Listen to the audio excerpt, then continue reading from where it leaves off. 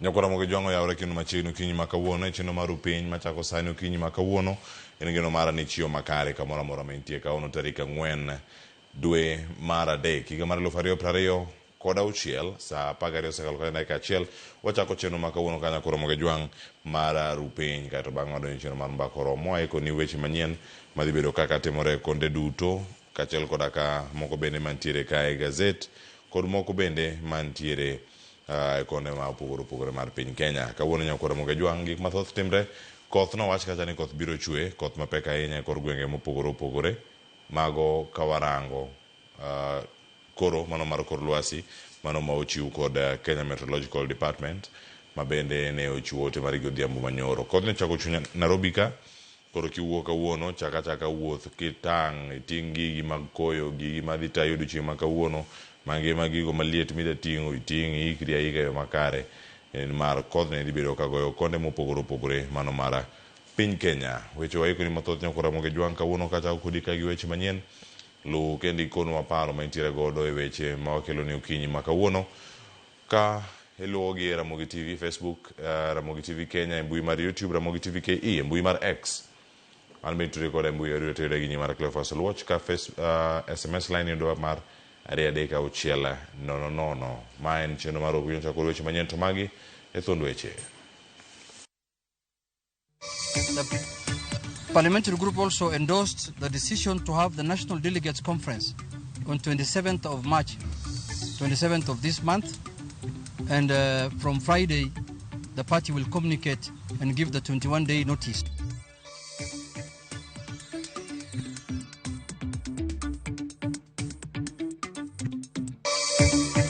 We have lost one of our finest in conduct, finest in debate, finest in leadership. Without discrimination, he supported very low people, especially our artists.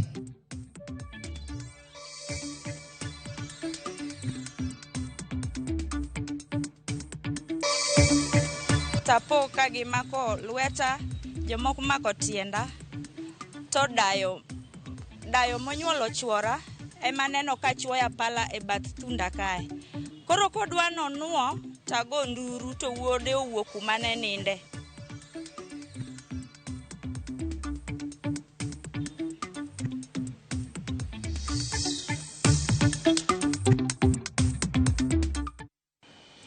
Nyakoro moge jwang machiegni weche manyien chakre sane yodi ga chiel kachiel e mbui manoso wacho ka duto adhibedo kata e nyinga Cleophas Oluoch jakisumo ka nyakwar mokeo nyaka sango antiere kodi ka nyaka e giko. Duond bura mar ODM obago romo mano mar jood bura magi alwora mano mar od bura mamalo. Romo mane ni kod pogruok mano mar paro e wi tiyo kanyakla kod duond bura mano mar UDA. Moko kuom jood bura mag ODM okwedo chenro mora mano matamo ODM chungu jochung' magi mago e gwenge ma UDA nie kod mbi e yiero mar 2020 kod abiriyo mong'ere kaka zoning e kinde ma jotelo mamoko mag ODM othiano ni kweth motelne kod Edwin Sifuna onego wuog e duond bura mar ODM ka giwacho ni giseloso gitemo loso duond bura margi. Ka jafamoro ma siasa Kristo Weno leronwa romo makamano opodho chenro mar chako twak gi UDA kachiel gi galamoro mano mar NDC e giko mar dwe mar adek higani.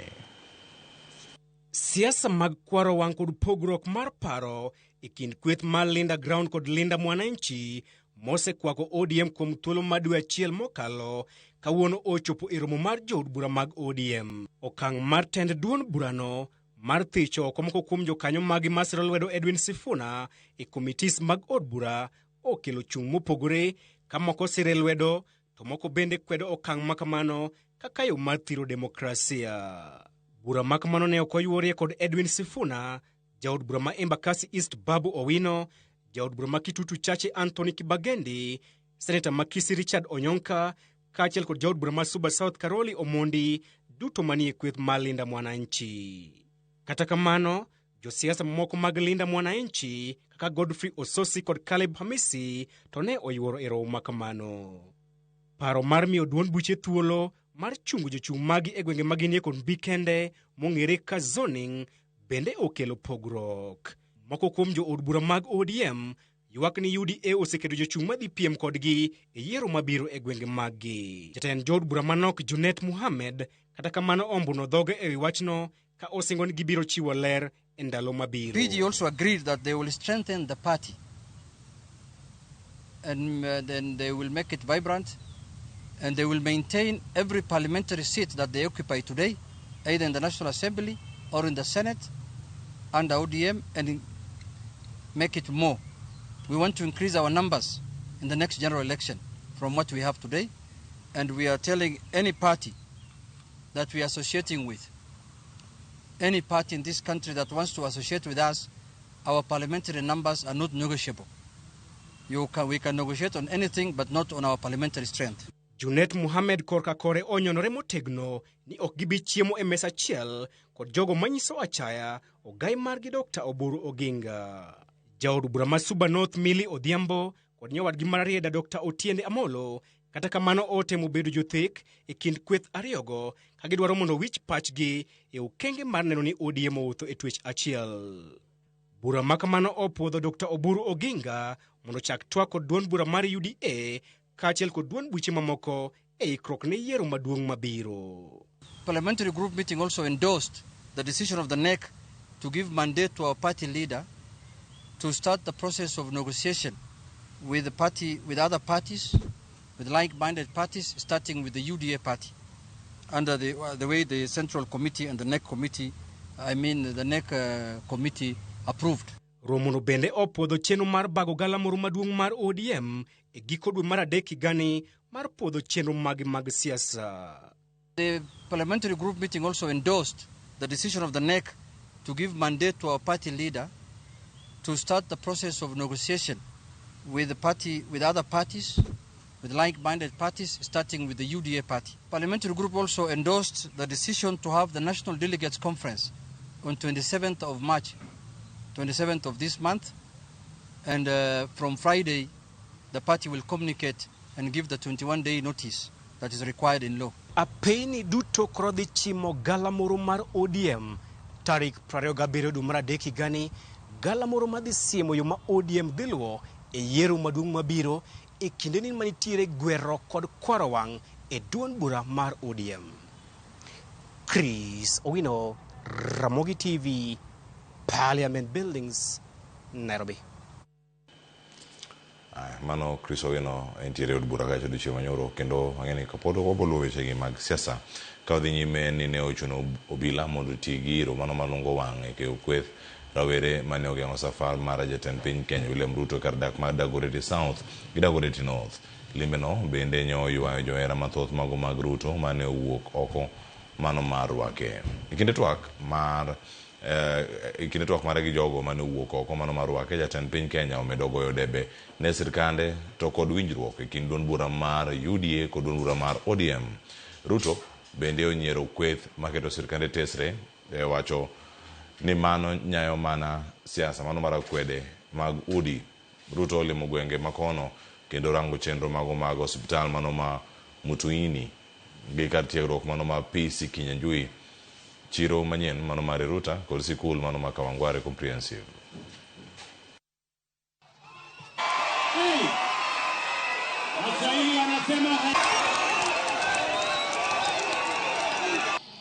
Hawa watu niliwaeleza, hawa majamaa wanajaribu kushindana na mimi. Hawajui vile mashule inajengwa, hawajui vile barabara inajengwa, hawajui vile affordable housing inajengwa, hawajui vile soko inajengwa. Hawa jamaa hawana agenda, hawa jamaa hawana sera, hawa jamaa hawana mpango, hawa jamaa hawana maono. Ni kweli ama si kweli? Kama wangekuwa na maono wangetueleza, lakini kwa sababu hawana maono, kazi yao ni kusema ati wanataka ati mambo ya William Ruto. Rais ameniongezea ingine 80. Si ningekuwa mjinga nikikataa pesa zaidi? Wangapi mnakubalia tushirikiane na rais wetu?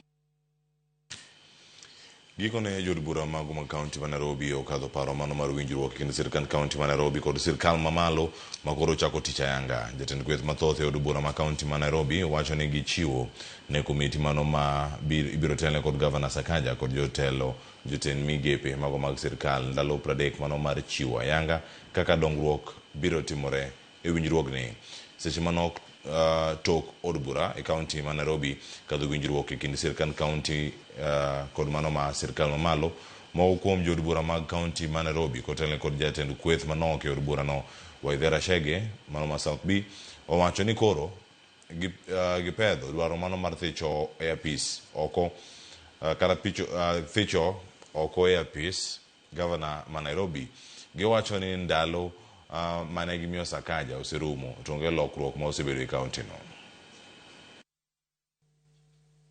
Looking at the county government as 10 functions. The 10 functions will continue operating as they are. The issue of the 8 billion is supplementing in terms of programs what the county government is doing. So there is nothing the county government has ceded to the national government to do independently. That's what it's called. In this agreement, even the project must be jointly identified. The implementation part of it also said the county government must take precedence in the implementation process so that when the agreement comes to an end, we can having a closing that's saying there's transition, there's continuity of these programs. So there's nothing the county government has lost. I would want to start by thanking the MCAs of Nairobi County Assembly for passing the cooperation agreement. However, we also had another agenda of presenting the signatures of impeachment before the clerk for Nairobi Governor. Unfortunately, we were not able to do that this afternoon. The clerk was nowhere to be seen. The Speaker has promised us that tomorrow by 10 a.m. we'll be able to present the same before the clerk. Speaker ma od bura mamalo Moses Wetangula, jod bura kanyakla kod jotend migepe oywago mosenindo jod bura ma Emurua Dikir Joanna Ng'eno manyocha otho e masira mar ndek kalapapla. Mana kaka jafwambo marwa Walter Nyabagalero joditogo opuoyo Ng'eno kuom tije makare kaka jakom komiti mag weche mag udi kod chenro mago mag boma.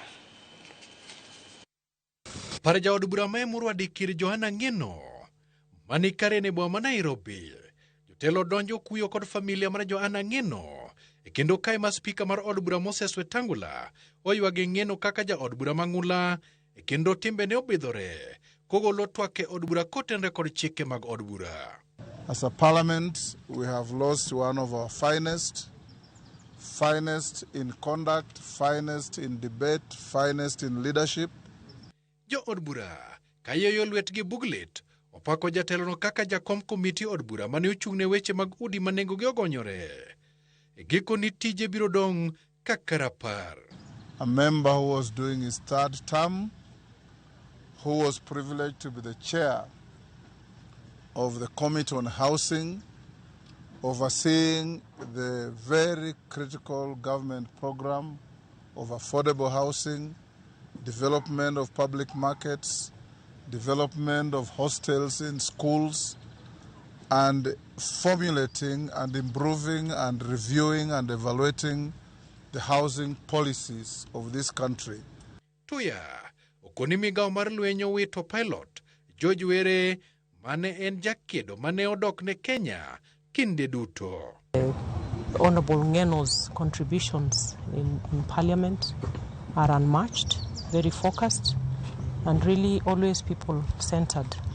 And we're also looking forward to hear from the family of Captain Were to know when that will be, and we are here to offer all the support. Tangula, binene kod otene duol marango chenro mag fuyo mag ndeke KAA. And also encourage the aviation authorities to ensure that regulations are enforced when the weather sounds and looks bad, what pilots should do, so that we don't have a recurrence of this kind of training. Jod bura bende oketo dwandgi ewi tho mar achiel kuomgi.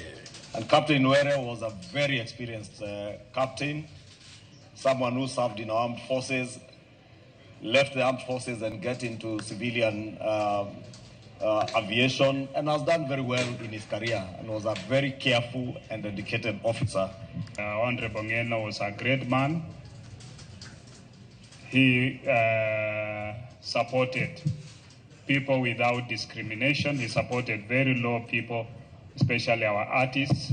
And Joanna Ngeno and I shared one thing. We are people who believe in people first. Then party leadership and other bureaucrats can come later.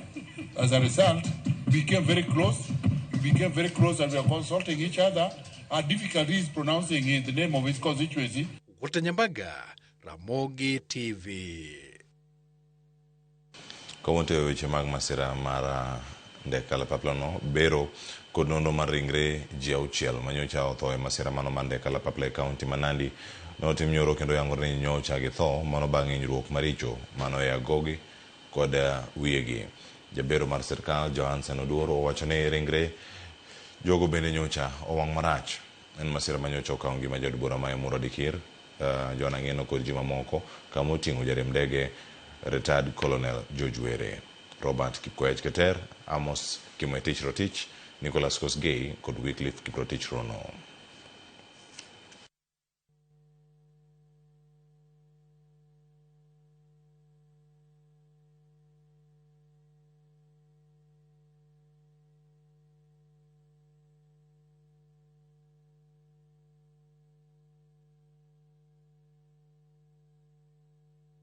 Bodies had varying levels of injuries, which varied from head injuries, chest injuries, and spinal injuries. There are also varying levels of burns. Some were burns beyond more than others, but they were identifiable. So with that, what you can say is that they died because of multiple injuries and burns, and these were caused by the helicopter crash.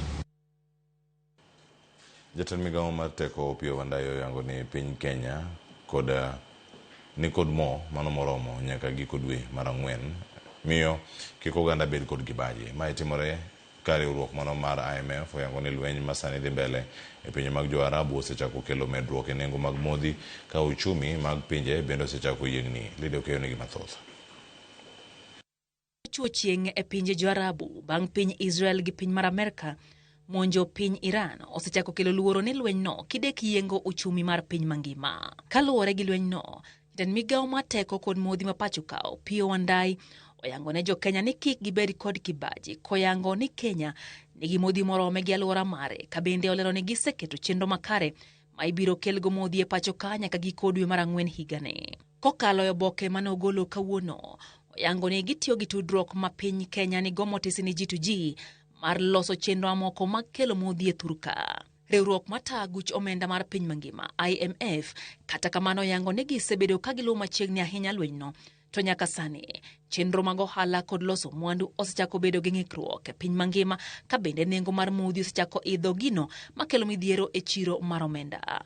Gilero ni nyaka sani chal ok ber ahinya, to kata kamano pod piny okinyi kendo ok ginyal ng'eyo malong'o midhiero ma alanda ma lweny no osekelo yor ochumi, ka koro gisingo chiwo nonro matut moyiengore gi kinde ma lweny no biro kawo ka gibiro chiwo ler e dwe mar Ang'wen higani. Jalony e weche mag uchumi Odhiambo Ramogi yango ni lweny no osechako kelo medruok e nengo modhi, ka okang' mar loro odundu mar modhi ma Strait of Hormuz bende dhi kelo bagni e chenro mag ohala. Bech mafuta nyo ka lwenyo chako, bech mafuta nyo idho malo.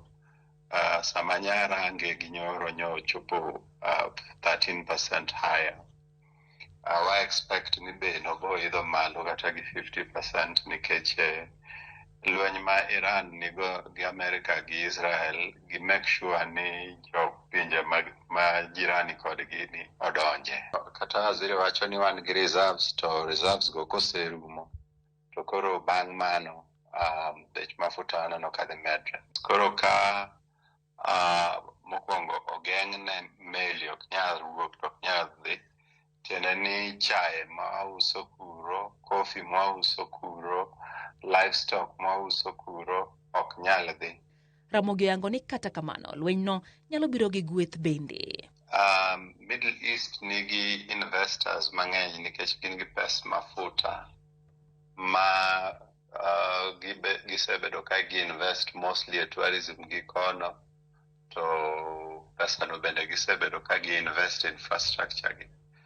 Koro with this new war, kawachni lweny ni odhi mbele for long, tena ni ka position ourselves strategically, investment chanya duogo koni. Maybe tourism nyalo bedo affected kocha. Koro mano nyamiyo wabed gi tourism koni matin.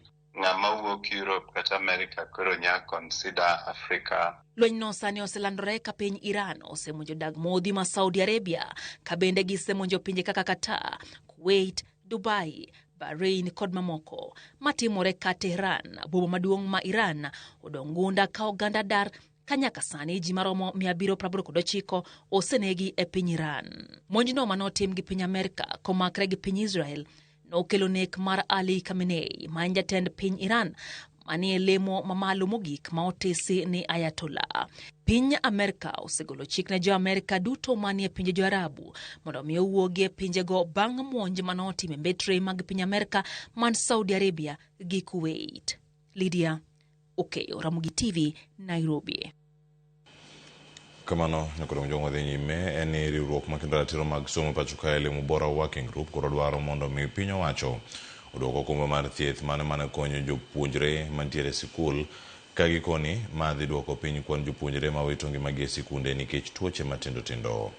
Twak magibedo godo kod jofwambo e boma ma Nairobi gikoni kwan mar jopuonjre ma osebedo ka wito ngimagi e sikul ahinya to tamni medore okinyi kod odhiambo, kendo koro nyaka tim nonro makare mano mar yango gimomiyo jopuonjre tho e sikunde. Judith Omondi nikod ler mathoth.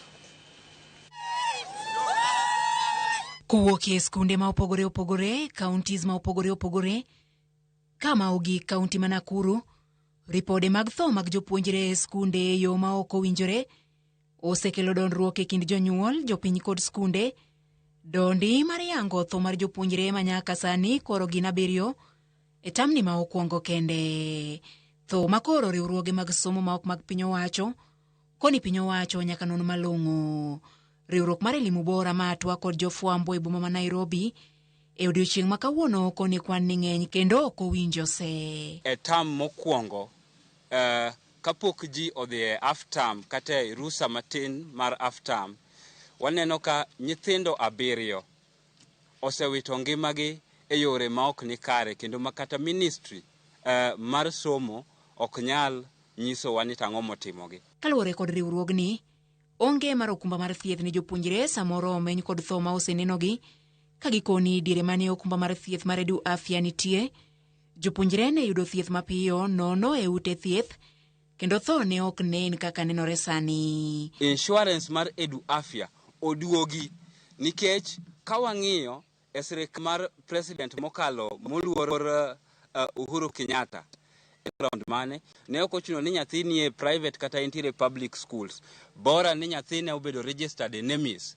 ne gibedo catered for across. Japuonj ne ok chandre ni to be pesa nitie kata pesa onge, janyuol bende ne ok timre nade, ne ok chandre. Wakwayo ni mondo Edu Afya oduogi mondo mi ngima nyithindo omi priority.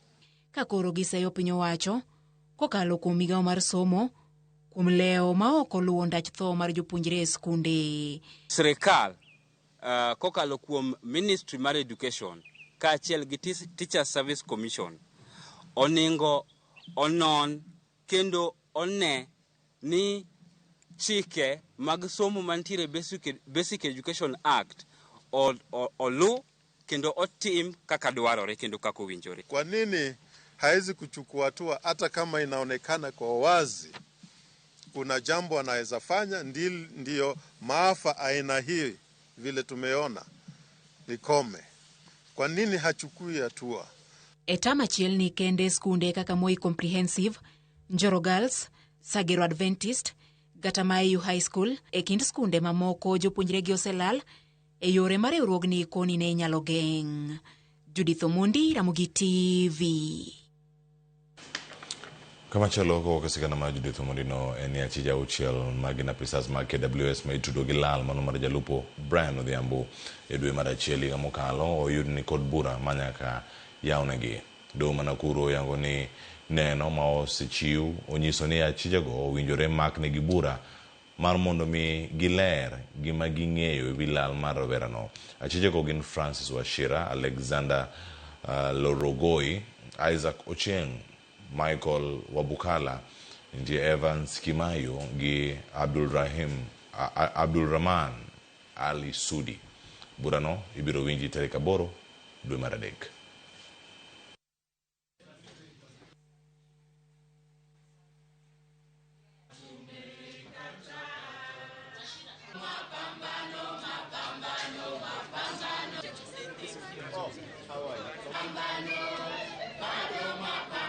It is my finding that a prima facie case has been established against all the 6 accused persons sufficiently to require each accused to make a defense. Each accused therefore is placed on defense. Tuko na furaha kwa sababu hawa askari wameambiwa kwamba wako na kesi ya kujibu, na kama wataweza kujitetea tarehe 8 mwezi wa 6 mwaka wa 2029 vile nimesema, kuna uwezekano kwamba huenda wakafungwa. Na kwa leo nimetoka kama roho iko na furaha kidogo juu najua nitapata justice ya mtoto wangu. Najua Mungu atatenda.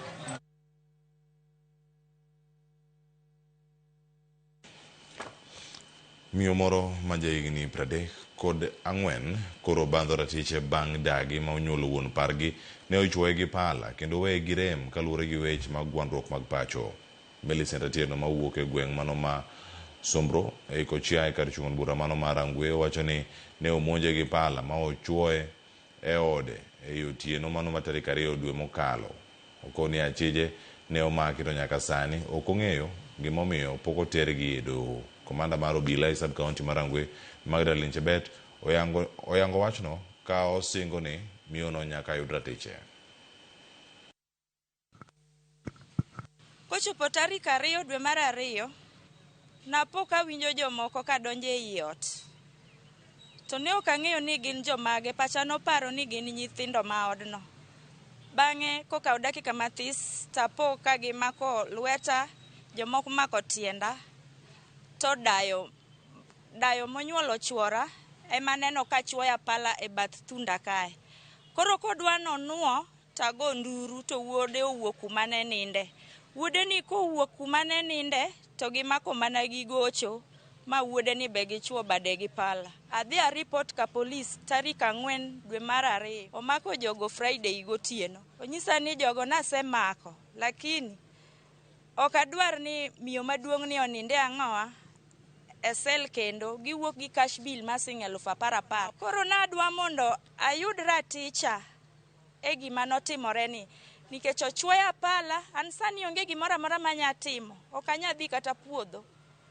Gige gabe giting'o, ID na ne nie bag, giting'o te, gik ma uso te giting'o. Koro nakwayo mana mondo ayude raticha nikech koro polis mane nigi kes na cha olokore jasika. Kamano koro mjua kama chelo ni moko kuom jopiny mawuok e ward mano ma North Kabuoch e kar chung' od bura mano mandhiwa wuok oko mar dok ne MCA margi mano Boaz Kiri ewi ondamo mano mane od bura ma Homa Bay okawo mano mar gole committees mago mag od bura no.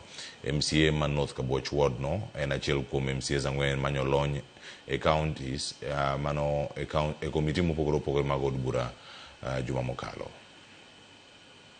Kadhi mbele assembly kanyo wawinjo matek mokalo kendo gino ok morwa kaka jo North Kabuoch. Wagombo mondo wayud dongruok nikech kokalo kuom Raymond Omolo waseneno kata pi kokunywa e dala mar Okota. Mine tuomo pi kendo mine modho pi maler. Mine sani ok wuog oko kogwen kendo chwa gi mor nikech gibede ot nyaka piny ru. Ene gima mitamo Boaz Kiri mano ma iero gombulu mane ok ogwel. Tiyudo ko mimba mogwel omi pawa komiti 12 to Boaz itamo. In ng'ama chung bedo pile pile e orindi kagoyo buch Boaz mondo migole committees mag county assembly. Kasti chaki chung gi pepa ma undike no kidhi lando ni kanyo mondo mi owuoge. This time round kwa nyise ni mondo mi odhi ir Raymond Omolo mondo mi wayudie gimoro e national government. TDA kendi finye moko yue. Omiyo chunywa li. Oro ne yo mole mani od bunde dwano dik nu nyithindo to bas kiri mosiepwa kendo man wayiero dhire mondo kel madongruok. Tigole komiti mano be dongruok. Omiya konu ni jomo riembo bas komiti warito kura wane ma wan. Gi report mano mawuok kaunti ma Homa Bay Ndhiwa makelo giko mar weche manyien ukima sana duoka kod gazet ma Daily Nation kono ma The Standard kikidhi mabor anyika Clever Soluot de kisumo kanya kono mkenya kachi sanga duoka kod Boniface Otieno onongo gazet.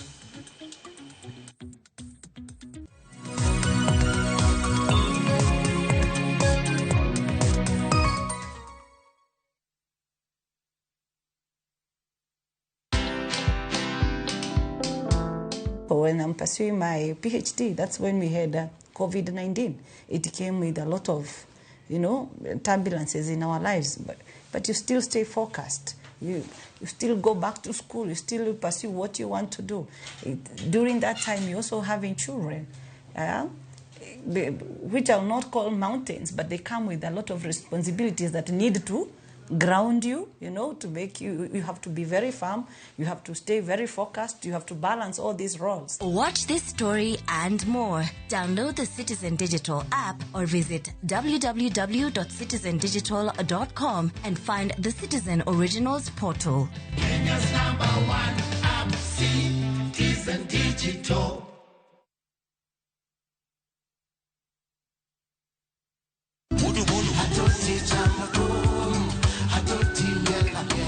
Woktich ka woktich wakelo ni don ya wotonagi. Kabinet chariyo kati chariyo nyakurunga juang en odiochieng' mar yuto mari. Chieng' tich adek kati tich adek nyakurunga juang en odiochieng' mar mine nyalo kachiel koda weche hera. Awendo kachopo tich ang'wen nyakurunga juang wakelo ni kama nene yani TBT kod thume mamit mokalo. Furahide edition and thum kaliech. Loso kapuoyo nyakurunga juang. Ka wakelo ni jothumbe mopogore opogore. Kanyo ndo bende wakelo ni gimiluongo ni Ben Yawa.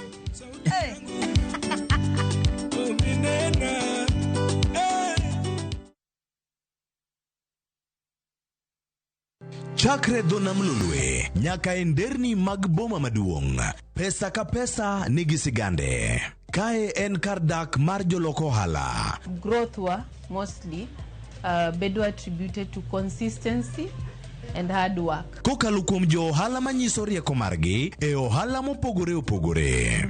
Gima nyaka ikuong ing'i en location kamidwa kete dukano. Wapuonji timo ohala okang' kokang', kaka ilose, kaka ipidhe modongi, nyaka kaka irite mondo odagi. Siri mar business wane gimomiyo osebudho kabisa eni itiye gadier. Kae kama timo gik moko gi kinda romo gi rieko kod lek mabedo adiera. Watemo choko artifacts mag luo to watiyo kod gas decoration e ot ka. Ohala gi mwandu gi Clever Soluot tich ang'wen saa 1:45 otieno. Kik bai.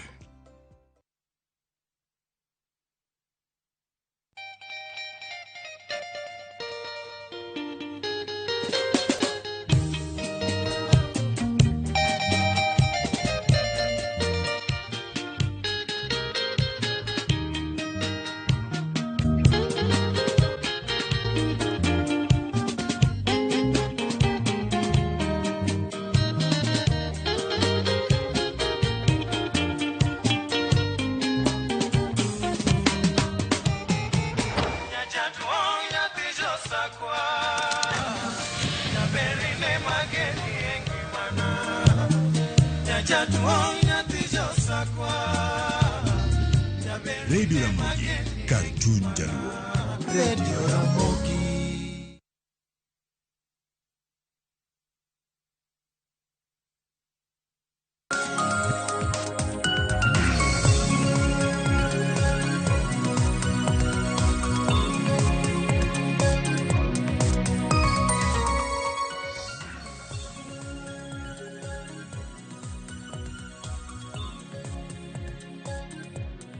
Pachiegni nyakura moke juang nono magazet chako sani wantiere kar kae. Som gazet kawuono kod achiel kachiel ka yaw page mokwongo to wadhi kanyo kapok inyewe ang'iyude kachiel ka komedo mana sonde adhi bedo kachaika nyinga Kilofosoloja gi sumu kanya kwar mukeo nyaka sangu wasebedo para manyime e thuolo motelo ahinya mar keloni gazet matimore e pacho kae kinde gi duto agonero kamano ko bedo kodwa kae igna ngwen kapod wakoni ka gazet makawuono wadhi nyime kanyo koro mojuang e higa machielo kae kanyasaye miyo wateko e higa ni mar 5 ka wamedo mana rango kae Ramogi TV e gazet okinyi kokinyi bed kod ng'eyo mokwongo kapok iwuok ichako chenro gi ang'atimore e gazet an ka kod Boniface Otieno monono godo gazet okinyi makawuono kan gi The Standard kod mano ma Daily Nation. Boniface oyawre kendo machiegni. Kamano. Boniface oyawre. Ageno ni chiwo maber ibende okinyi makawuono amor bedo studio kae mondo walidh ni nyakore Mogajwang gazet odiochieng' makawuono kendo boke mano moro gi gibiro nyalo kawo bang'e mondo girang matut otherwise erokamano Nyasaye ogedhwa kochako chenro kamano ka wan chako kanyo koro Mogajwang e gazet mar The Standard emoda ni warang kae mokwongo e wacho ni Mbadi yes I lied wacho ni nariambo ni kambi moro sendiki madhi bedo karango weche gi mag omenda miluongo ni National Infrastructure Fund kare reservation emanotim to reservation manotim ni kata kano nyingno kinde mano ket mar kano nying nosekalo makoro wach mokono do en wach ma wacho kacha ni ero gima na wacho kantiere Kakamega chakruok mar higa gi sani weche gi opogore kendo chalo miriambo ne ng'ama osebedo kaluwo weche gi mano e kaka gazet mar The Standard eke kara kae wacho ni Mbadi yes I lied mano wach mantiere ka en hawi marach ama anyalo wacho ni en gino mamakowa anyalo wacho ni jokenya mathoth kabisa yudore ka chunygi buok kabisa ka jatelo maduong' kamae nyalo riambo e affidavit mochiwo e doho. Nyakore Mogajwang seche duto gima nyaka wang'e ni jotelo man go pacho kae aneno ka oboke ni seyo Mbadi kawacho ni en jatelo no maseche duto waseneno ka iwacho ni weche mag siasa moketo mbele moingo priorities mag tije samoro ok en adier samoro en adier but gima duong' wanyalo wacho ama masega bedo ka wacho Ramogi TV kae en ni jotelo duto mwan go pacho kae gima nyaka ung'e ni un responsibility e ofise duto mauntie mag sirikal ama political positions mauntie kendo japiny seche duto buok ka somo gik machalo kamagie nikech ang'eyo ni as a ministry at the level magintiere gigo duto magichano timo seche te nyaka to gibed ga piny ba CS mondo mi odhi kata mane parliament seche miluonge mondo odhi ochiw nonro e wach moro ibiro yudo ni osekawo time mare ba PS mare osebriefe boyudo ni to wach ni biro keto kama nandi ok en wach mayot Nyakore Mogajwang akia ni gibiro react nadi nikech ang'en osesomo oboke ni ama oseneno lakini gima challenge go Mbadi and not only Mbadi kende kata jotelo moko wabedo jogo mawacho adier wang'isuru japiny adier mowinjore seche duto e gigo duto mawatimo. Erokamano.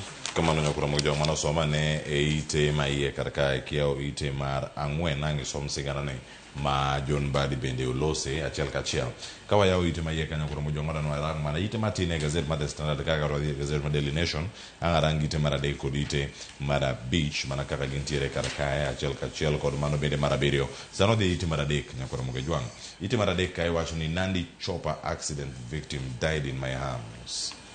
Ma en japuonjre makoka ne polo dhi nyime mar yudo tiegruok mare koikore ne piny mano mar licensing ma en Jepto ma jahiga 22 e koka no graduate e skul moro ka akiani boni skul ni en Kindu en Kindu koso Kendu ang kona kanyo ni Nyakore Mogajwang isome inena nade kanyo wacho ni Kendu koso Kindu School of Medical Sciences mano school mano some kacha mado poka winje county Homa Bay kata kamano ang'one ne kacha kadiponi ponono en kata mopogore to sigana maduong' anya mantie ka Nyakore Mogajwang mar nyadendi ni mina okar ka ni Jacobeth Jepto ma wacho ni en mana ngeso manochako maber ne gidhi kanisa giduogo ot ka giduogo ot koth mapek ochwe to koth mapek manochwe ni nomiyo ok gidok e kanisa saa 8 mag jo sabath mar ngeso kendo giwacho kar kacha ni mae nomiyo ok giwuok ot. Koro ka ok giwuok ot ka gidok e afternoon service gibet kanyo to kinde matin kanyo giwinjo ka gimoro muoch matek ni mane bungu man machiegni gi odgi en ndege kalapapla molwar. Ndege kalapapla molwar ni kolwar wacho ni akae nitie gimoro motimre. Giting'o ang'o? Emergency kit. Kanyo moting'e first aid kit mare kod min mare to giwuok ka gidhi. Owacho ni kacha oyudo ka ji ariyo moko osewuok oko mar ndege. Kama gintie kacha kama gilwar kacha to gin to githo. Korango bath nitie ji 4 mamoko bende ma pod nitie kacha manoke oko jok machal ni nofuyo kata ka ndege pok ochopo piny. Gigo mantie kacha wacho nochopo kacha en gino mobuoge mane pok odwaro yudo kata ne pok oneno e kinde gi duto mar tiegruok mare kod gigo mangima. To ahinya e sigana nitie gimoro mowacho kanyo ma nitie kacha mowacho ni gima ne lecture mare kone Nyakora Mogejwang' Kenya nene mana kar kae owacho ni nobuoka to buok mare nosekone. Owacho ni I was frightened. Owacho kata ni I was frightened but I had to do whatever I could. Owacho ni I remembered what one of my lecturers, Betty, taught me. No puonje nade ni if you cannot add days to a patient's life, you can at least help them die peacefully. Mane mwacho ni nitie achiel kuom jogo manotho e lwete. Cleo, nyadendi ni anyalo wacho ni en ng'atno man gi chir kabisa nikech kaka ondikore oboke kae en ni ng'atno ma pod nyocha dhi mbele kod tiegruok mare maparo ni kata nitie penj moro mbele kae ma pod orite. But mana kaka isewacho noyudre e scene kama ne ajali mar ndege timre. Nyakora Mogejwang' kaka ung'eyo chien kacha nyocha bunge ma Emuru Dikir olalo ngimane kod jok moko 5 mane gintiere go e ndege kacha kane wuok paro ne gi meetings gi jood bura mage jogo mo represent e od bura e constituency mare. Anyalo wacho ni amor kabisa gi nyadendini nikech ne en gi opportunity mar kata mana save lives mag jok mane othogi kendo notemo kabisa. Anyalo wacho na amor kode kabisa kendo magi e jok ma seche duto kata kimiyo ichiwo awards anyalo wacho ni the states ama piny owacho one ni magi e jok ma seche moko gi consider ng'at ma pod tin mani mana gi higni 22 kanyalo dhi e crash victim ma jok moko lalo ngimagi ka en kodgi kotemo matek kabisa ni to ang'o manyalo timo mondo mi save ngimagi. Ne korito ni ambulance owuog kata for example 500 meters away mondo bi okony ngimane. Openjore ni to gini otimore to mae gima somo tanyalo timo ang'o. Aparo ni en wach maber kabisa kendo amor kabisa gi e chunya. Aparo nitie ji 2 moko manoyudo ka noselalo ngimagi but 4 to noyudo ka pod at least chunygi gudo in as much as noyudo ka negi bleed excessively, negi golo remo e itgi e dhoggi but ne okoluor. Nobiro popenjore ni to ang'o manyalo timo mondo mi ares ngima jok ma ayudo e crash victim kae. Mor kode kabisa kendo anyalo mana challenge ni encouragement gono omed bedo go mondo chieng' moro kendo kony jok moko. Mae ng'ama ose graduate technically kendo anyalo wacho ni mae practical lesson maduong' mo nyalo bedo go e field mare kendo ka timo assuming ni an lecturer mare atimo assessment to mae kende oromo qualify mondo dhi in the next level. Winjo kowacho kacha ni opango dhi timo bachelor's degrees mare mbele kae. Wanokwayo ni mana hawi maber mondo Nyasaye ogwedhe mbele kae oneni to bro konyo jok moko machalo nade e career mare. Kamano Nyakora Mogejwang' some ne ite mar 3. Ite mar 2 kata ka yudo thuolo isome ok wadhi mula ahinya. Koffi Olomide mano Le Grand Mopao mano koro tim arus nyakora Ramogi Jwang koja higa 69 mano Koffi Olomide 69 Wets band member and long time partner Cindy era gima mit nyakora Ramogi Jwang somane ite mara ariyo kanyo boni pod thuolo nitie era pod nitie donge koyot en hawi maber Cindy gi Koffi oseng'eyore from higni mang'eny kabisa kendo aparo ni Koffi otimo gima ber ka koro to wacho ni akawi bagitimo aparo ni arus e yo mowinjore kama nyakora Ramogi Jwang wan wasomo ni asoma idhi kacha walidhi na lidha koro dhi some kacha jogo osebedo kacha osiep kuom higni madhi 20 nyakora Ramogi Jwang 2 decades ka gimiyo mana thum mar rumba mamit kendo gisebedo kacha ka girange achiel kachiel arus ma kamano tim kacha wasome mos kasome pia otonya wuok mopogore en Kinshasa Joyce kangi duogo kangi chako kikwache Kinshasa mane kama entiere tiwinya kwa Ramogi Jwang higni 20 initemo higa achiel tiluori we aya ite marabich kanya kwa Ramogi Jwang tie sigana machielo kae lweny ma timore Middle East kendo jopiny Kenya mantiere kono nikod luoro mabende gintiere godo geno bende duono negi mano kama gintiere kacha magi jo Kenya mantiere loso kacha ka gine TikTok nitie moko mane Dubai ka bende wacho ni ero ma chal mar wach miruti fuya kanyo odiochienge mokwongo ka en gima pod gimedo mana luwo gi pek mar uchumi bende magini dhi kelo ne oganda boni ang'eni en moro ma omi pek e iteni marabich nyakora Ramogi Jwang kaka ng'eyo gi seche gi en ni pinyno mar Amerika kod pinyno mar Israel oyawo lweny kod pinyno mar Iran kendo gigoyo Iran matek kabisa but Iran to wacho ni akia ni giluoro goyo Amerika in short gigoyo Amerika indirect nikech bases ama pinje machalo kaka Dubai Qatar giri pinje mantie Middle East kae ma gin so close kod Amerika ama bases mag jolweny aparo mag Amerika nitie ema koro piny Iran goyo gini dhi kelo problem maduong' kata mana pacho kae nikech obiro seche ma kata mana export mar avocado jogo mapidho avocado pacho kae dhi yudre kama tek kabisa nikech avocado mwantiere go pacho kae ng'enygi watero ga loka matin kende mwachamo pacho kae nyakora Ramogi Jwang ng'eny avocado ama jopith mag avocado ma serious yudo nyalo yudo kata ng'ato kawo kata mana eka 100 to kete avocado ni koma chua samoro janyiepo mare malong'o onge pacho kae koro bro tere tinyiewe piche ba oko jogi dhi yudore kama tek kabisa nikech onge ka gibro tero avocado ni loka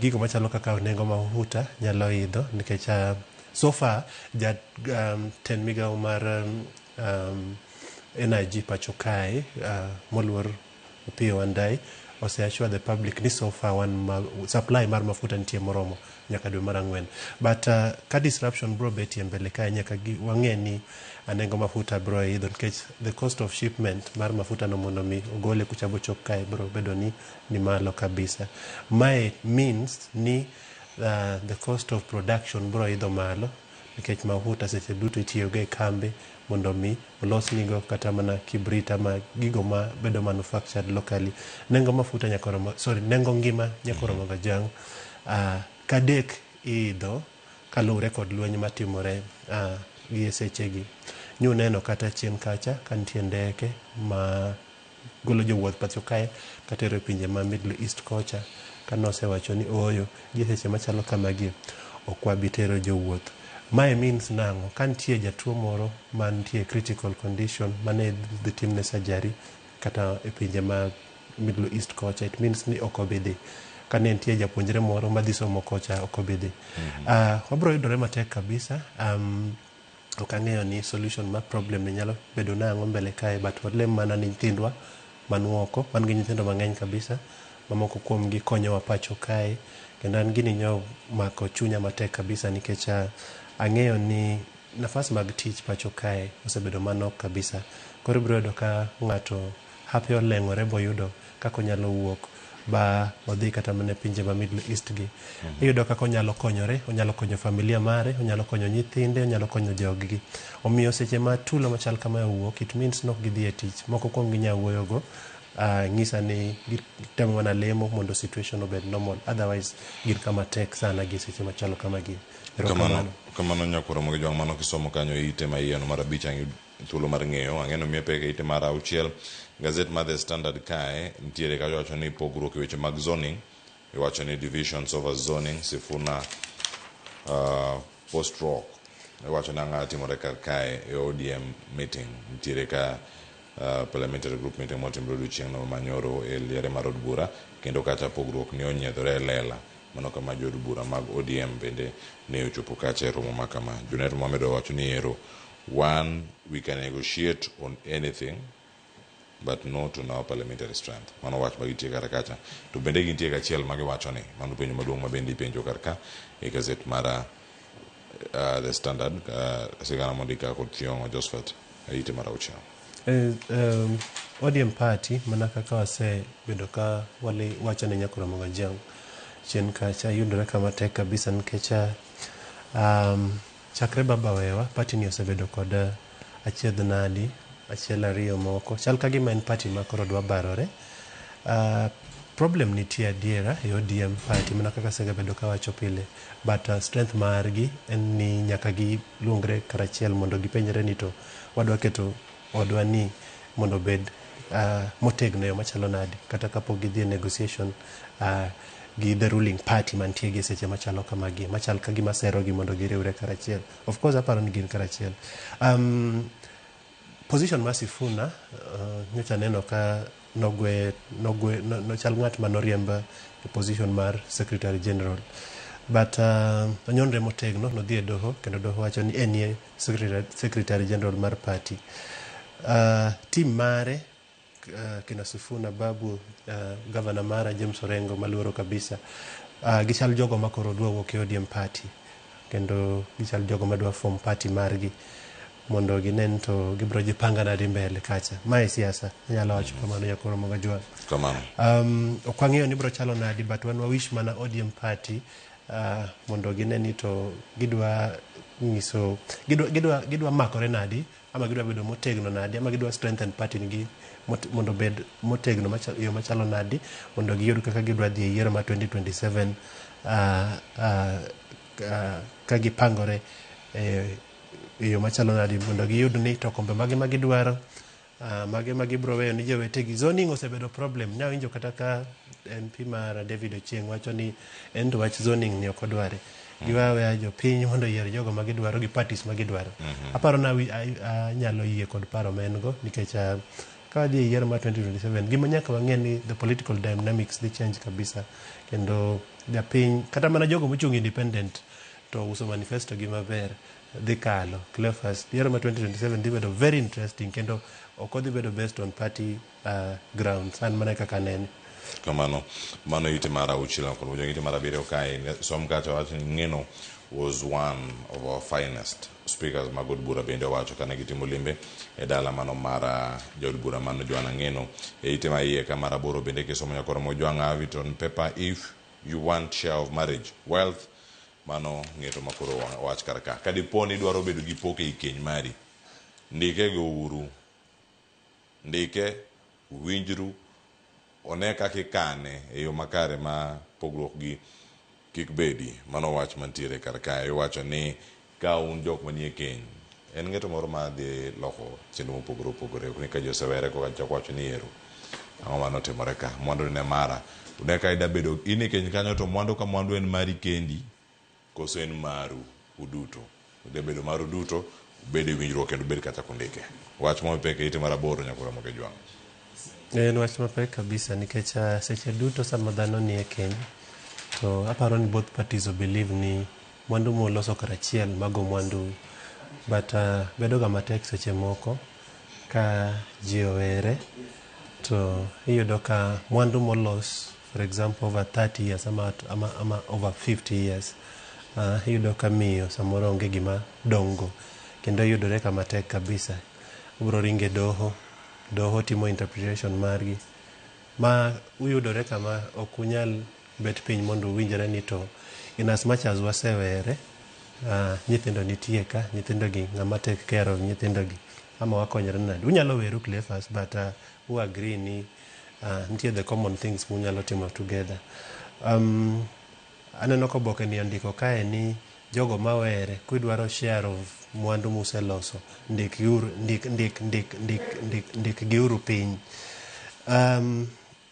Okoyot Cleophas mana kaka isewacho ni nyakoro Mogajwang chien kanyo, but until I believe ni ka un jogo mamachua in as much as useweru unyalo accept ni gigo ma common manyaka utim karachiel to unyalo timatima in as much as ng'ato ni kocha to ng'ato bende ni koni. Doho osegabiro gi interpretations mopogore opogore. Aparo chien kacha bende giwacho ni couples nigi equal share mar mwandu seche ma giweyore, ma en gino ma joma mine paro nomorgo kabisa, nikech gin magisegabedo ka giyuak ka ji owere e keny kae, nikech ofil ni investment mare kuomwa kaka joma chuo ne ng'eny kabisa, kendo seche ma dhano koro were to gifil ni their share e keny kae samoro bedo ga matin. Ok en wach mayot, magi weche ma serious kabisa nyakware Mogajwang, kendo ok abi wacho mang'eny kopogore gi mano. Erokamano. Kamano nyakware Mogajwang, dakika odong' ka adek romo sa achiel. Joyce Oduor oseikre kayo makare kang' ochako kae twak e weche mag tho matimore e sikunde. Ina mondo adhi gazet mar Daily Nation kae mar mondo mi warangane koso gazet mar Standard ka nigi machinglo kawuono kae warangane ka ni to giwacho e yo machal nade kawuono chako chiegni kod weche ma bende wantiere godo ka kawuono inene kanyo gin weche matimore alwora mano mar Middle East ma bende nitie kar ka ite mar 12 wacho ni my good people of Iran, help is coming. Mano wacho mantie kanyo help biro mano mantie kanyo wanya neno machinglo cartoon mantiere page 12 mano kawuono kae kawarange mano mantie kachiel boni giminya neno. Aneno ng'at machalo President ma America Donald Trump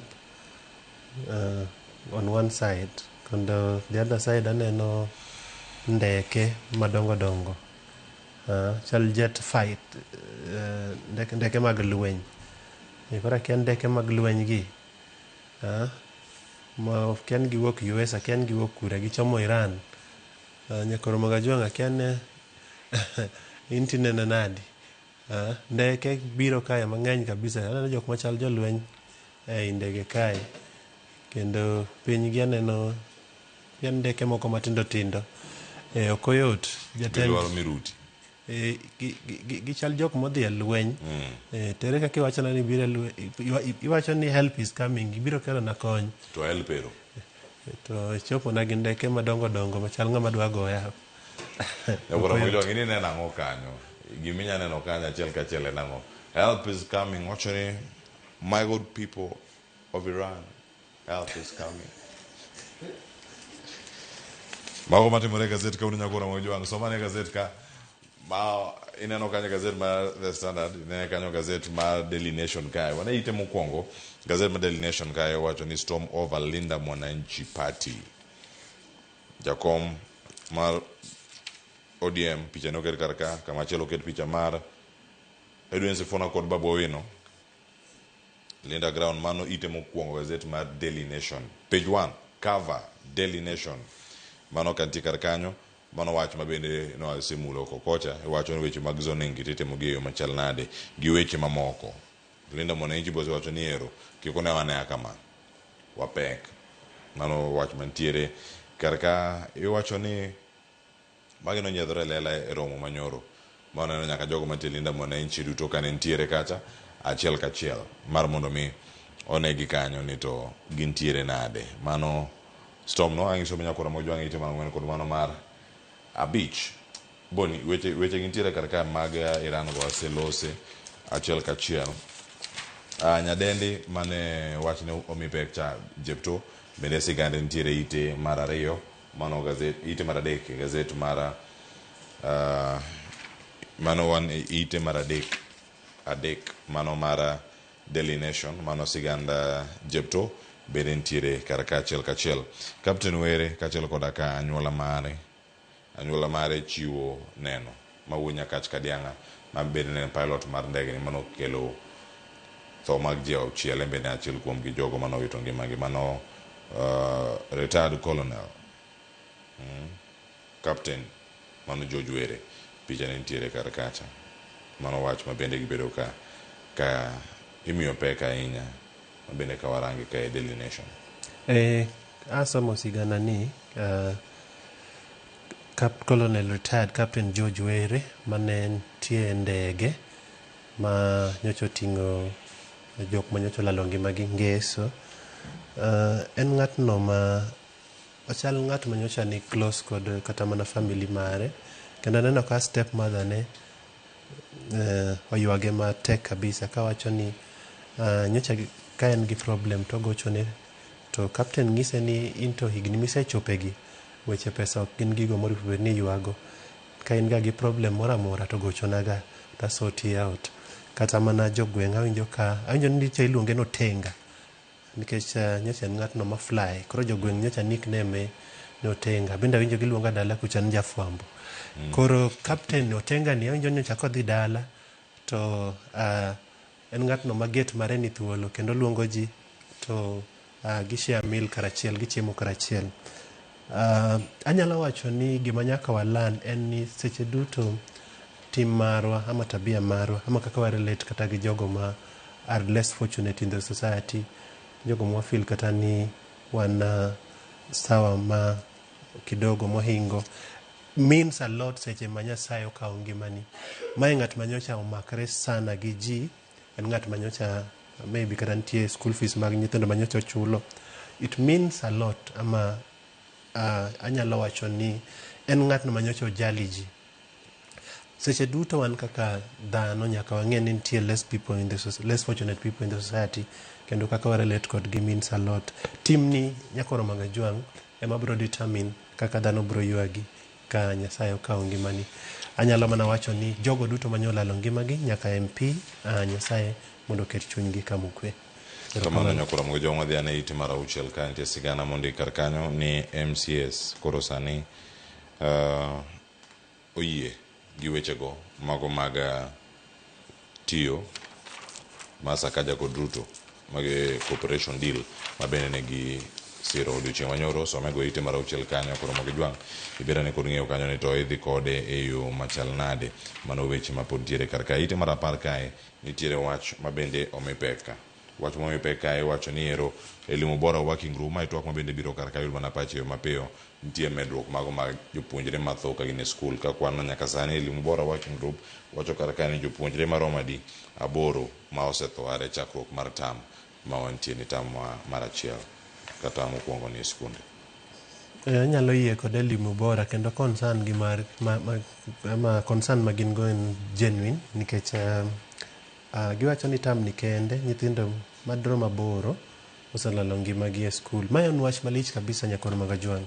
Imagine a situation ma ichungo kinyi bi ai prepare nyathi maber ba samoro in me idrope e skul kacha ama odhi gi bas, owuok ot bodhi gi bas mana kaka pile to kis bendi isewuok idhi tich tigochoni ni biane skul kae to ka ichopo tiyudo ka nyathini olalo ngimane under circumstances ma ikia.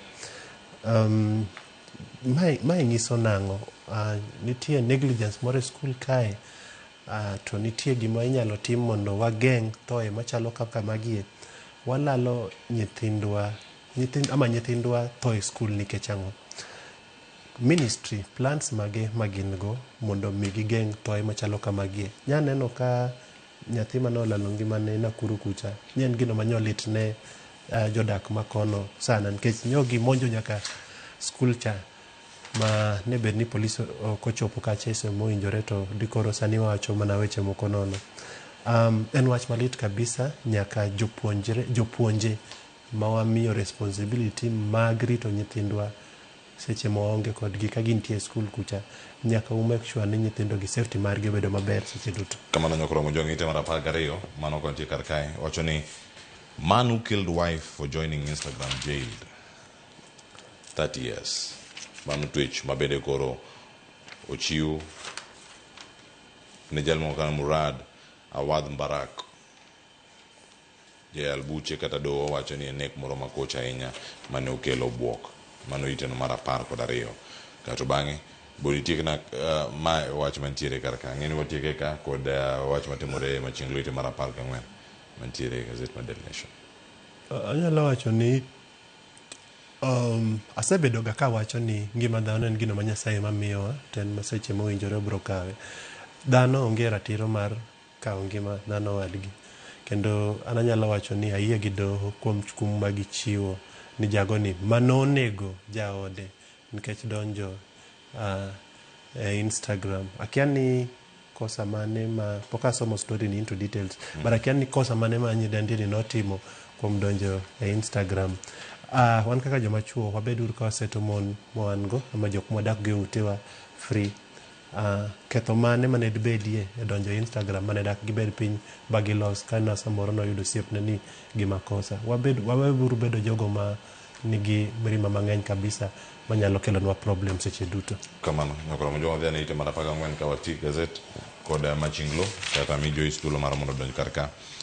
Boni ntiere ka wacho ne 10 point agenda chonde ovite kucho ntie kama ne machungwa oting e Wilbar kiane na lesani aneno ng'at machal jatend piny Kenya oting'o 10 point agenda, then aneno ka on the other side aneno ng'at machal chair lady mar ODM party oting'o machunga mobarre, kendo konchiel aneno ka ng'at machal jatend piny Kenya osawito 10 point agenda chien kucha kendo koro dhiro Wilbar en gi straw juice oselos ka juice ni machunga no oseng'ad kendo juice machunga mang'eny cha machunga mobarore ntie achiel ma ng'at moro bed chung kata koting'e san jogora mo Joyce nana ng'oyin Joyce nene mopogre Joyce iwacho ni sani nitie ng'ama enjoy machungwa to enjoy machungwa gi straw tol machunga ne Wilbaro ma joyudie 10 point agenda cha bawite toke tawel mano tingo cha be liet mano yudo gi 10 point agenda cha malo kacha onge tawel ni pi machungwa ni makuliet to pi machungwa ni ole Wilbaro mar UDA jakora moga jwang magi weche mantiere karka kono ne kan UDA gi ODM denade kama intie mago mantie gazet kanyo neno gi kendo boni mane makelo giko wach mogi kawuono kaka wa rokamano Cleophas. Anyalo wacho mana ni amedo mana chiwo otewa wan kaka jofwambo ama tero lit marwa ama goyo ni families manyocha olalo ngimagi masira mar ndege pacho kae. En gino ma so unfortunate kendo wageno ni Nyasaye bro umogi kendo seche duto ma gintie lit machalo kaka magie. Otherwise erokamano kuom gwel makende Nyasaye koyie abro romo kendo week manyien. Erokamano kabisa. Erokamano ahinya Boniface Otieno nyakoro mojo ang'imi bedo kodwa ka. Erokamano ahinya mer kete Ramogi TV karka Joyce Oduor donjo ka kod twak sausa dakika 9 tok sachiel mar okinyi ma kawuono ka ikete mana karka oduogo ka kod mathoth ikete mana Ramogi TV orit masani. Asante sana. Thank you.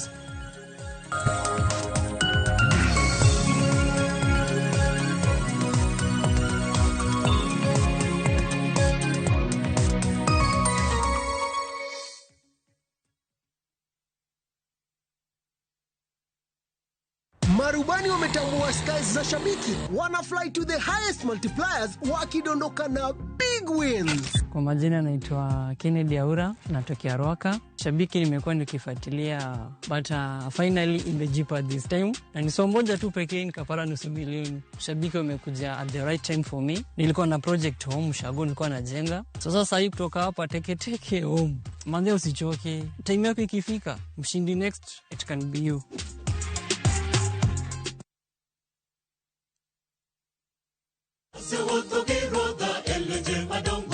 Ma en injili ngima, injili makelo ngima. Biro nu saba Sabato ka Sabato, are sa achiel okinyi nyaka sa 3 okinyi.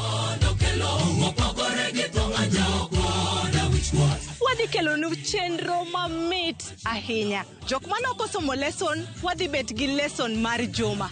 To Nyasaye dwaro ni seche duto kata piny obedo matek machal nade, to challenges moro mogodo kik golwa kuom Kristo. Wadhi bet gi children's sermon ma wadendo ni Lulu mag Yesu. To noting'o ligangla mondo hikre ne kedo. Be ikori ne winjo wach Nyasaye. Ni thuon wach mwadwa wuoye en ni mwandu kik teri mabor gi Nyasaye. Wakelo jower mopogore opogore makelo nwa injili makelo ngima. Okidwa koso injili ngima kitayo kod an Lorina Chieng. Happy Sabbath.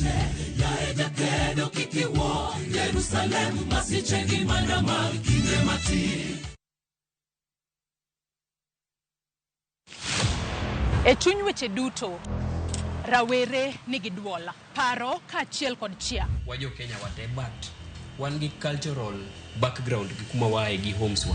Ma e thor wach tich abich ka tich abich. Wayaw pap ne rawere mar winjo duondgi, mar winjo pachgi, gigo magido chunygi to kod lek magin godo. So vijendo wuon gine ma oningo gichak mobilize themselves, gi support each other, one another, mondo koro giyud kaka koro gin wa negotiate mbele kacha. E weche mag somo, ngimagi, tije, to kata mago mag ringre, gichomo kanye. Sani koro nyaka jogo lok pachgi, mondo ging'e ni wadwa tiyo ne jopiny. Kochakore saa 4 okinyi nyaka saa 7. An Joyce Oduor, ane jamadar mar yie jomatindo. Kik bai.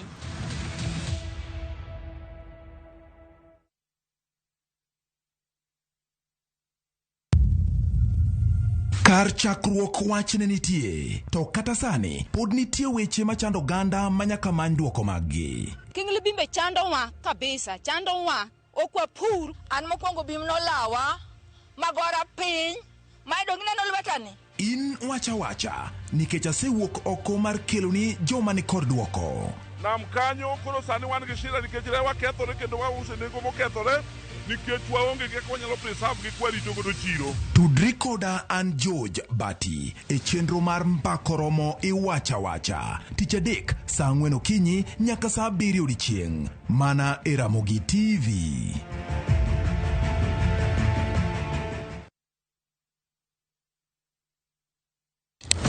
Piny igero kod mbaka, to kaka ndalo medo sudo, mbaka medo bedo mamit.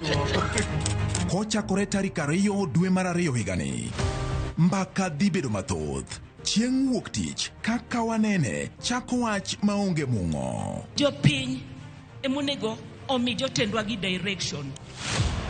Tok saa 4, Cleophas Oluoch koloni weche matimore e piny Kenya nyaka saa 7 wang'e e chenro mar chal mar Kenya. IBC oket priorities ne right. Credibility mar election chakore gi kar registration. Chieng' tich 2, Sharon Ong'ao seto i gwengewa e chal mar gwengewa. Tich 3, George Bati pedho weche ayanga ka omanyo duoko, to in japiny ibiro wacha. Tich 4, Lydia Okeyo loko ni weche ohala kaka itime, yore mag loso omenda to gi yot mar timo ohala. Chieng' tich 5, waloro juma kod rowere. Joyce Oduor choko pach jomatindo ka omiyo gi thuolo mar kengo weche magido chunygi. Kongo makwa Nairobi ka e Chest House student leadership kana wapingo the new funding model. Mana e Ramogi TV machiegni.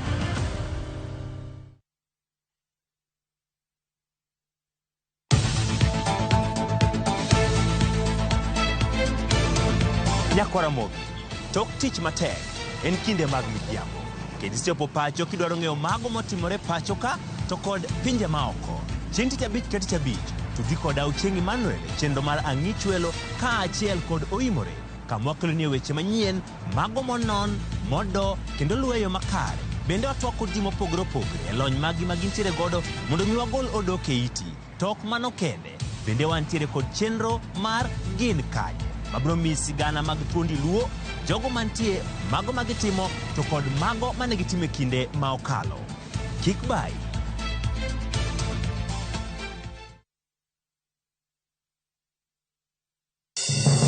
Ngima ok yot. Yawagi wachoga ni piny nyalo goyi boxing. Jot manigi geno mar dak e ngima maber. Ja pesa en ng'ami pako kata koso. Ora ting tigas mani wangelando.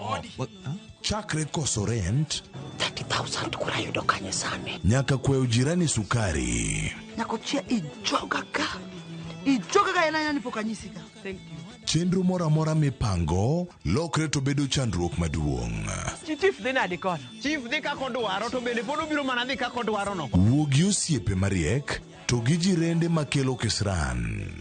Ine jalwet nyako chia. And those crazy ideas must just come from. Nyiero to ok kosi en Nyarkochia. Tich Abich, saa 1:45 otieno.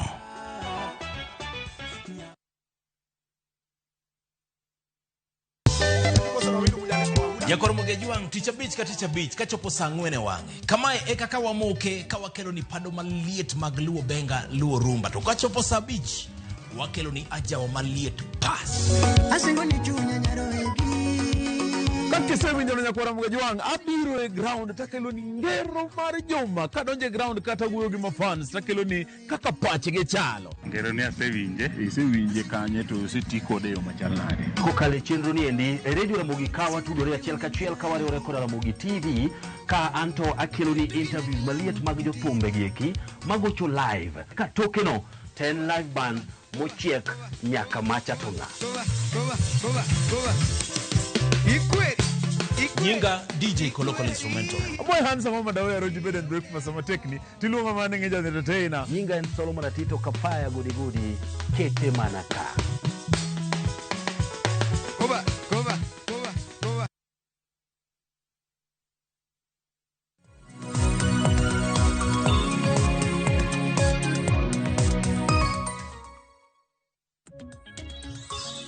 Paramogi Juang dakika na par kod 7 tok saa 1 mar okinyi machiegni e twak maro mokwongo e chenro mar piny matai nyinga Joyce Oduor. Nyakaramogi Juang okinyi makawuono wadwa twako tudore kod chal mar somo mag weche mopogore opogore matimore e sekta mar somo e pacho kae ahinya to gi sani mang'ure nitiere moko kuom jopuonjre mosebedo ka wito ngimagi ka gintiere e skunde mopogore opogore ma pacho kae. Ka nyaka sani kwan jopuonjre mago maderom 8 osewito ngimagi e yore miwacho ni nyal geng'a e skunde mopogore opogore e pacho kae. Ang'o momiyo mae timore? To bende dwaro nitiere mar mondo mi oduok kendo okumba mar thieth ma jopuonjre ne nitiere godo mar mondo mi okonya e kedo kod tuoche matindo tindo ma jopuonjre nyalo bedo godo kata manyalo yudo jopuonjre e skunde mopogore opogore ma pacho kae. Nyakaramogi Juang kotudore kod twak makamano abo bedo kae kod welo 3 okinyi makawuono. Kata kamano gie thuolo ni wendo na achiel kende mano Morino Kal jalony weche somo emosechope studio kae. Welo mamoko mano Tom Ogada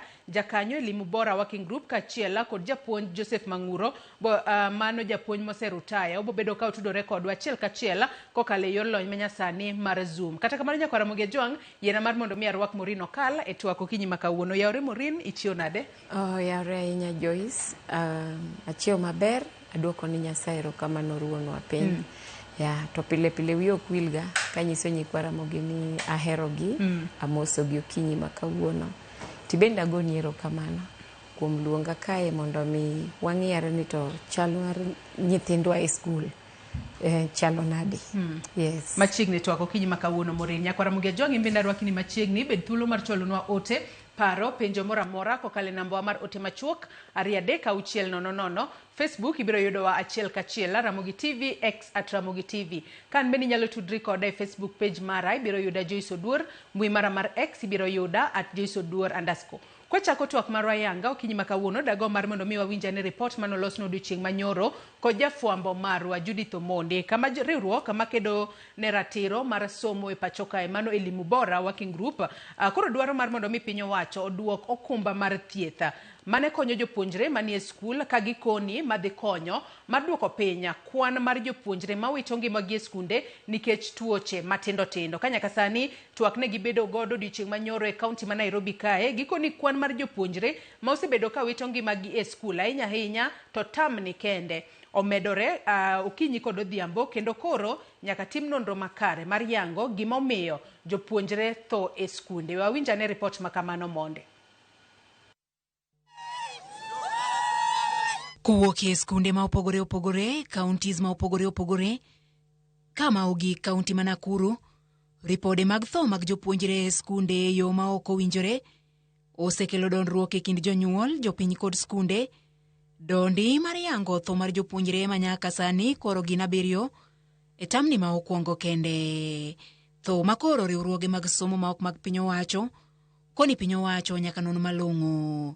Riwruok mar elimu bora matwa kod jofwambo e boma ma Nairobi e odiochieng' ma kawuono koni kwan ni ng'eny kendo ok owinjo se. E tam mokwongo kapok ji odhi e half term kata e rusa matin mar half term, waneno ka nyithindo 7 osewito ngimagi e yore ma ok ni kare kendo makata ministry mar somo ok nyal nyisowa ni tang'o motimogi. Kaluwore kod riwruogni, onge mar okumba mar thieth ne jopuonjre samoro omeny kod tho ma osenenogi.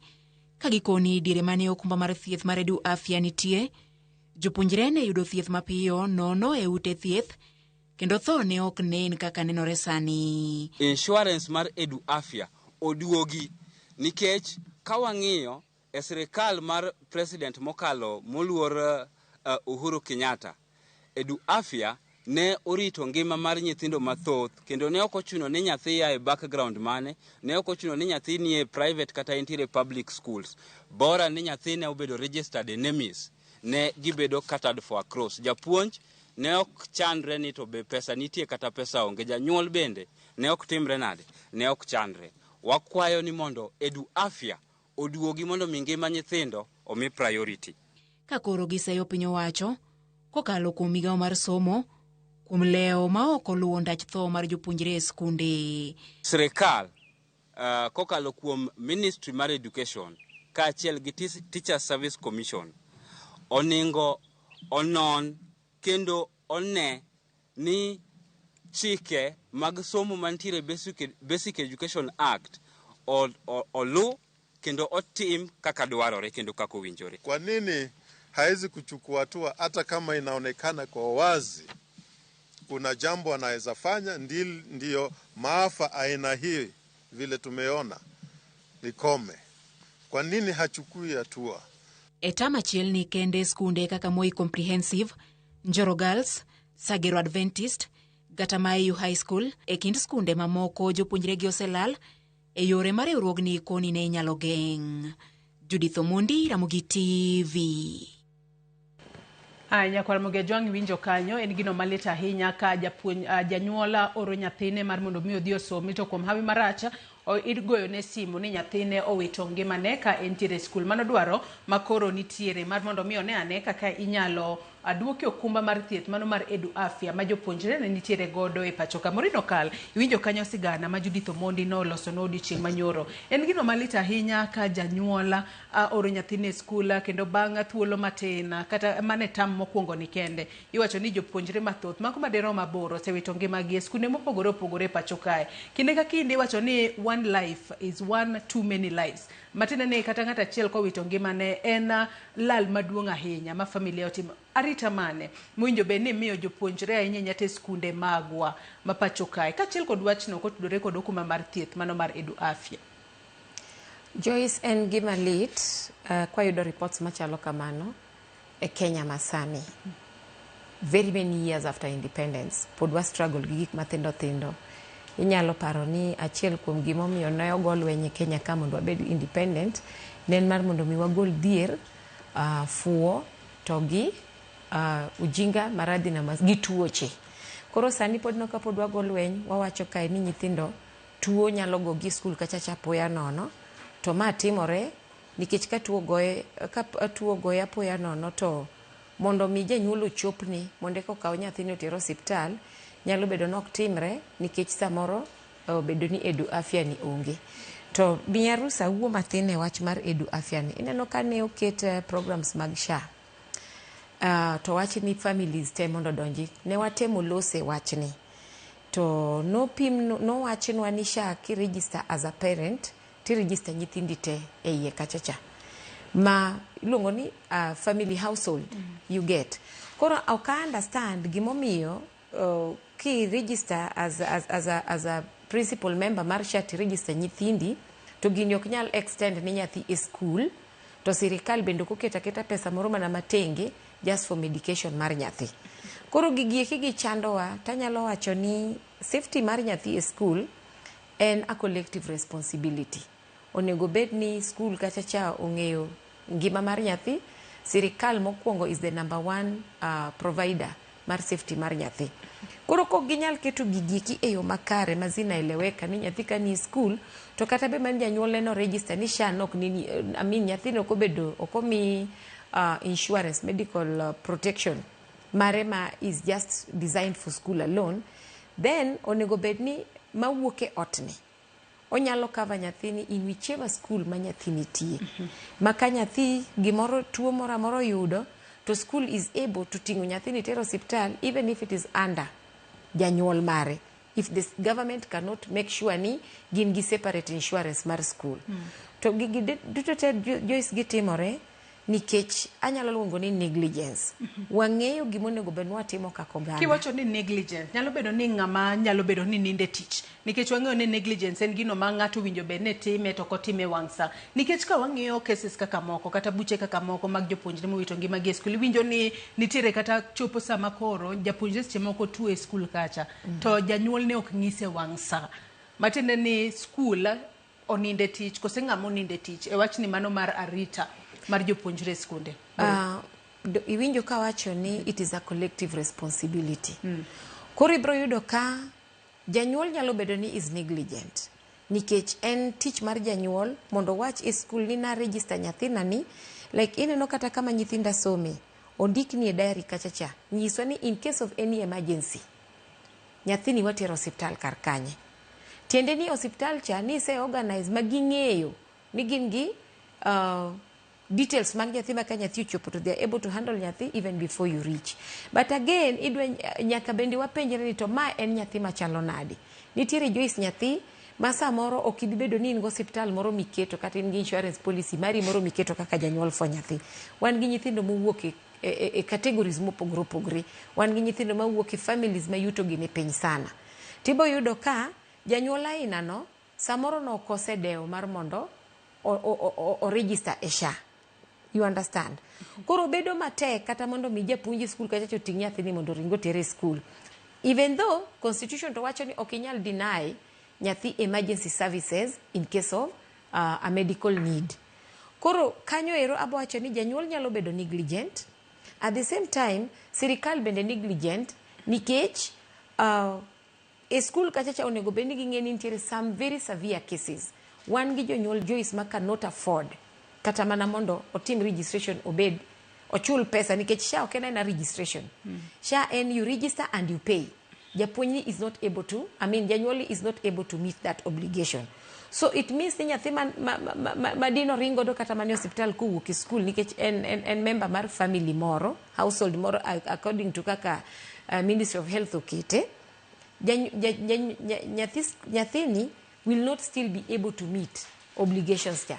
Nikech wasebedo gi cases Joyce minyalo tero nyathi nyaka e hospital. Kata mana wan wawegi samoro idhi hospital tinyisi niya SHA is not working. So what do? We do not have your records. Mokwongo nok register, number one. Number two, samoro register bendi okuti. Then ing'e the hospitals that we have. Inyisi kuongimiwa pesa makama luregi kaka koro case no was so severe.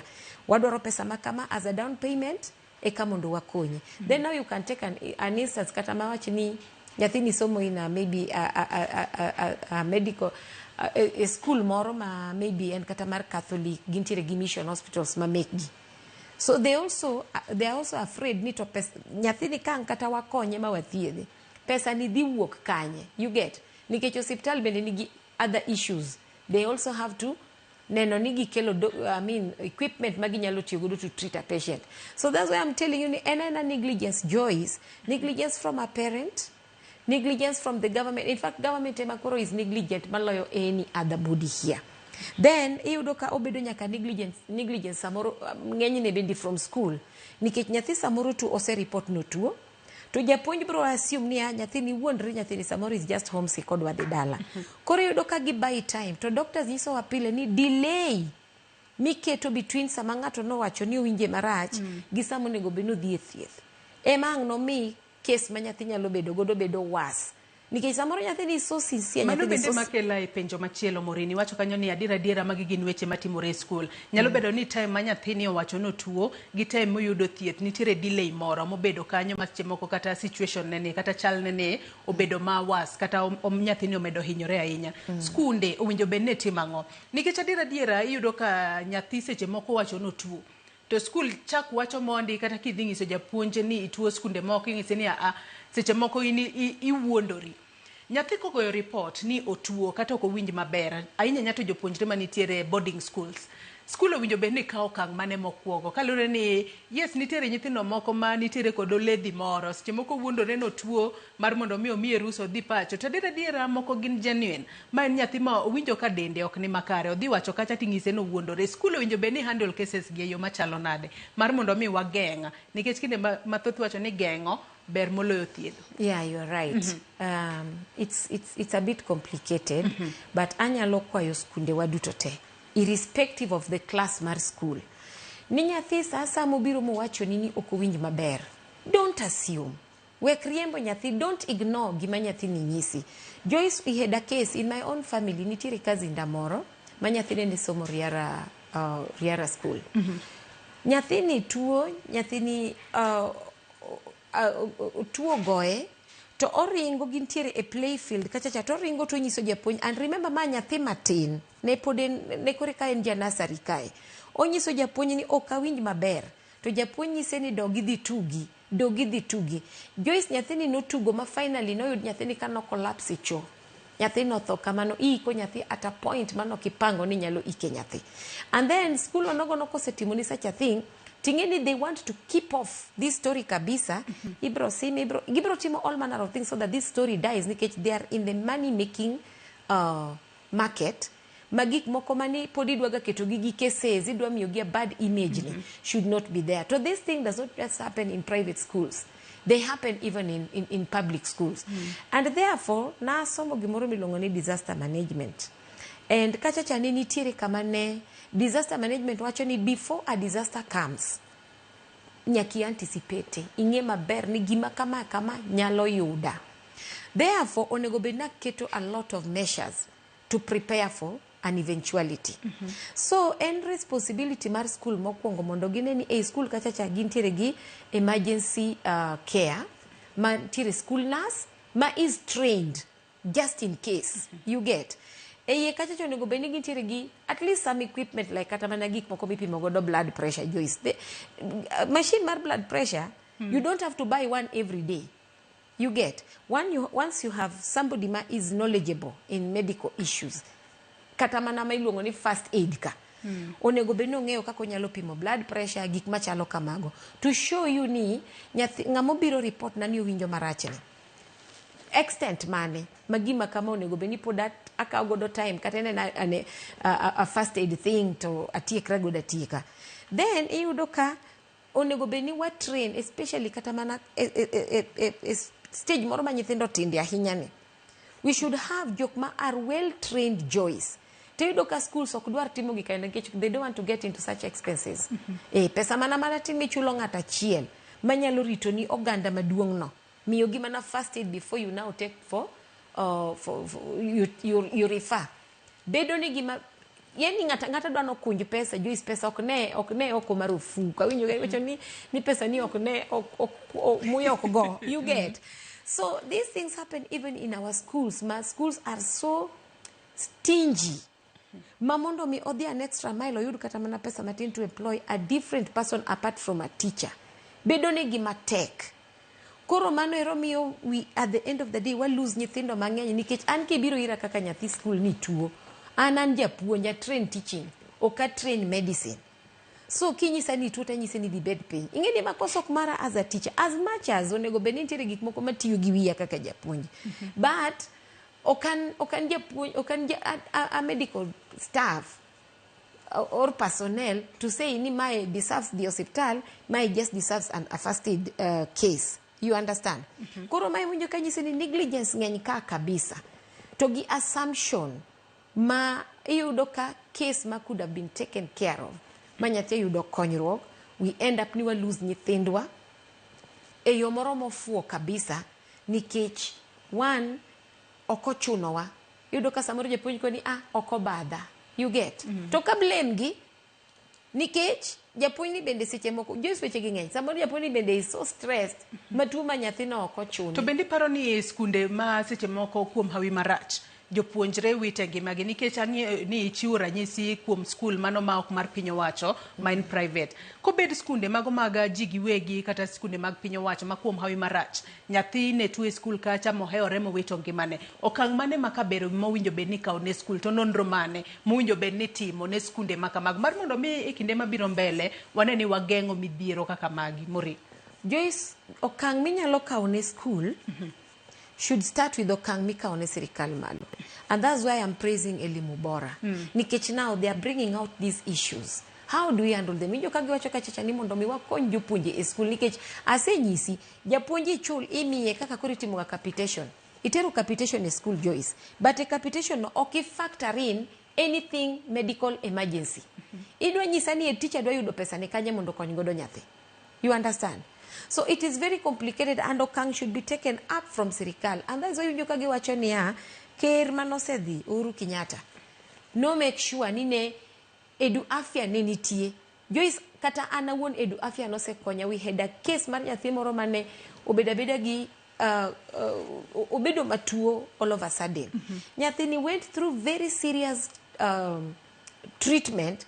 Migole from one place to from another place. Kamano ma nyathini eri finally kata ne otho, but we felt at peace nikech pesa chane nitie mane nyathi koro ni nyala thieth all through, and that was in a public school. You understand? So if money can be set aside, adiera ma ok ni koro ni pieni janyuole manyaka bi ochiu kaka details ge chalo nade, those complicated things. And then I say nyisi ni ng'e maber ni wan gi nyithindo ma work from very vulnerable families, very poor backgrounds. Joyce, nyathi makama ente konye nade. The government should set aside funds, put it in schools adiera, so that all children are equal. Kanitiere mimedo koro ka janyuol kata dwani mondo ter nyathine in another different hospital, that is fine. To ng'e maber ni esham wawuoyeni ing'e ni giketo categories of hospitals. Yes, okibi gola nyathini an kora nyathina somo maybe wawachi ni Olympic primary kata secondary whichever. Nadwa ting'o nyathi natero Kenyatta. Ibro nyise ni chak from the grassroots hospital. Mabende samoro onge gi capacity to take care of that emergency. Kitambo wawuoth kwa timo all these referrals mondo mi wachop kata Kenyatta. Joyce pani ng'ani nosetho koso poko tho. Kata tuo nyalo medore. Yeah. So nitiere mchezo moko ma watugo godo kae to delay and injure ngima mag ji ma should not be there. Emiyo nyise ni kapoko kawo okang' ni japuonje school kachacha, jonyuol should rise up to kawo okang' mokwongo ni sirikal, because we pay taxes.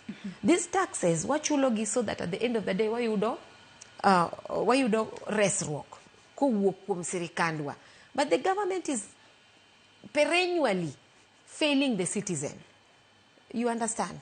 And this is not very right, and that is why we should rise up and now look into these things and say ni gik moko nitiere manyaka wapudhoko ile makiswahili wacho ni tung'owe.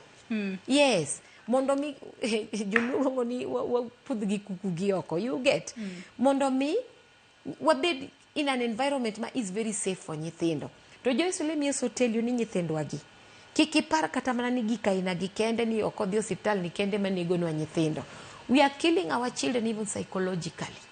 Nyathini e school kachacha all go through a lot of abuse, both from nyithindo wetene and even from these very teachers. Abuse, kiwacho na abuse, nyalo bedo ni gin abuses kaka mage, kata irocho ratich gi yo machalo nade inyete skunde mapacho kae mori.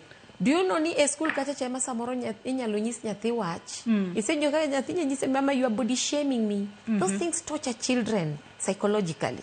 Nyathi samoro does not perform well in school. Inyise kako fuo. These things, they get into your mental health. So mentally, we are also putting our children in an environment that is also not safe. So there are so many kind of abuses that we are doing to our children that at the end of the day are not making our children safe. We, in Smile na Toto programs, I visited a school. Yes, I was shocked. Ango matimore skundego? nyithindo yani oridne gi ngima ma nyathini tiere gik moko yiene ni otim to king'iyo gigi to gin gik ma they are not right. Nyathi itame okonyal kata mana dhi modho pi, okonyal kwa wadgi anything they can't share, itame ma okotugi, you know, in book 24/7. Nyathini inyalo yanyi makata kileo school ti iyanyi kata mana gik matimore odu nikech ing'e nyithindo are just children.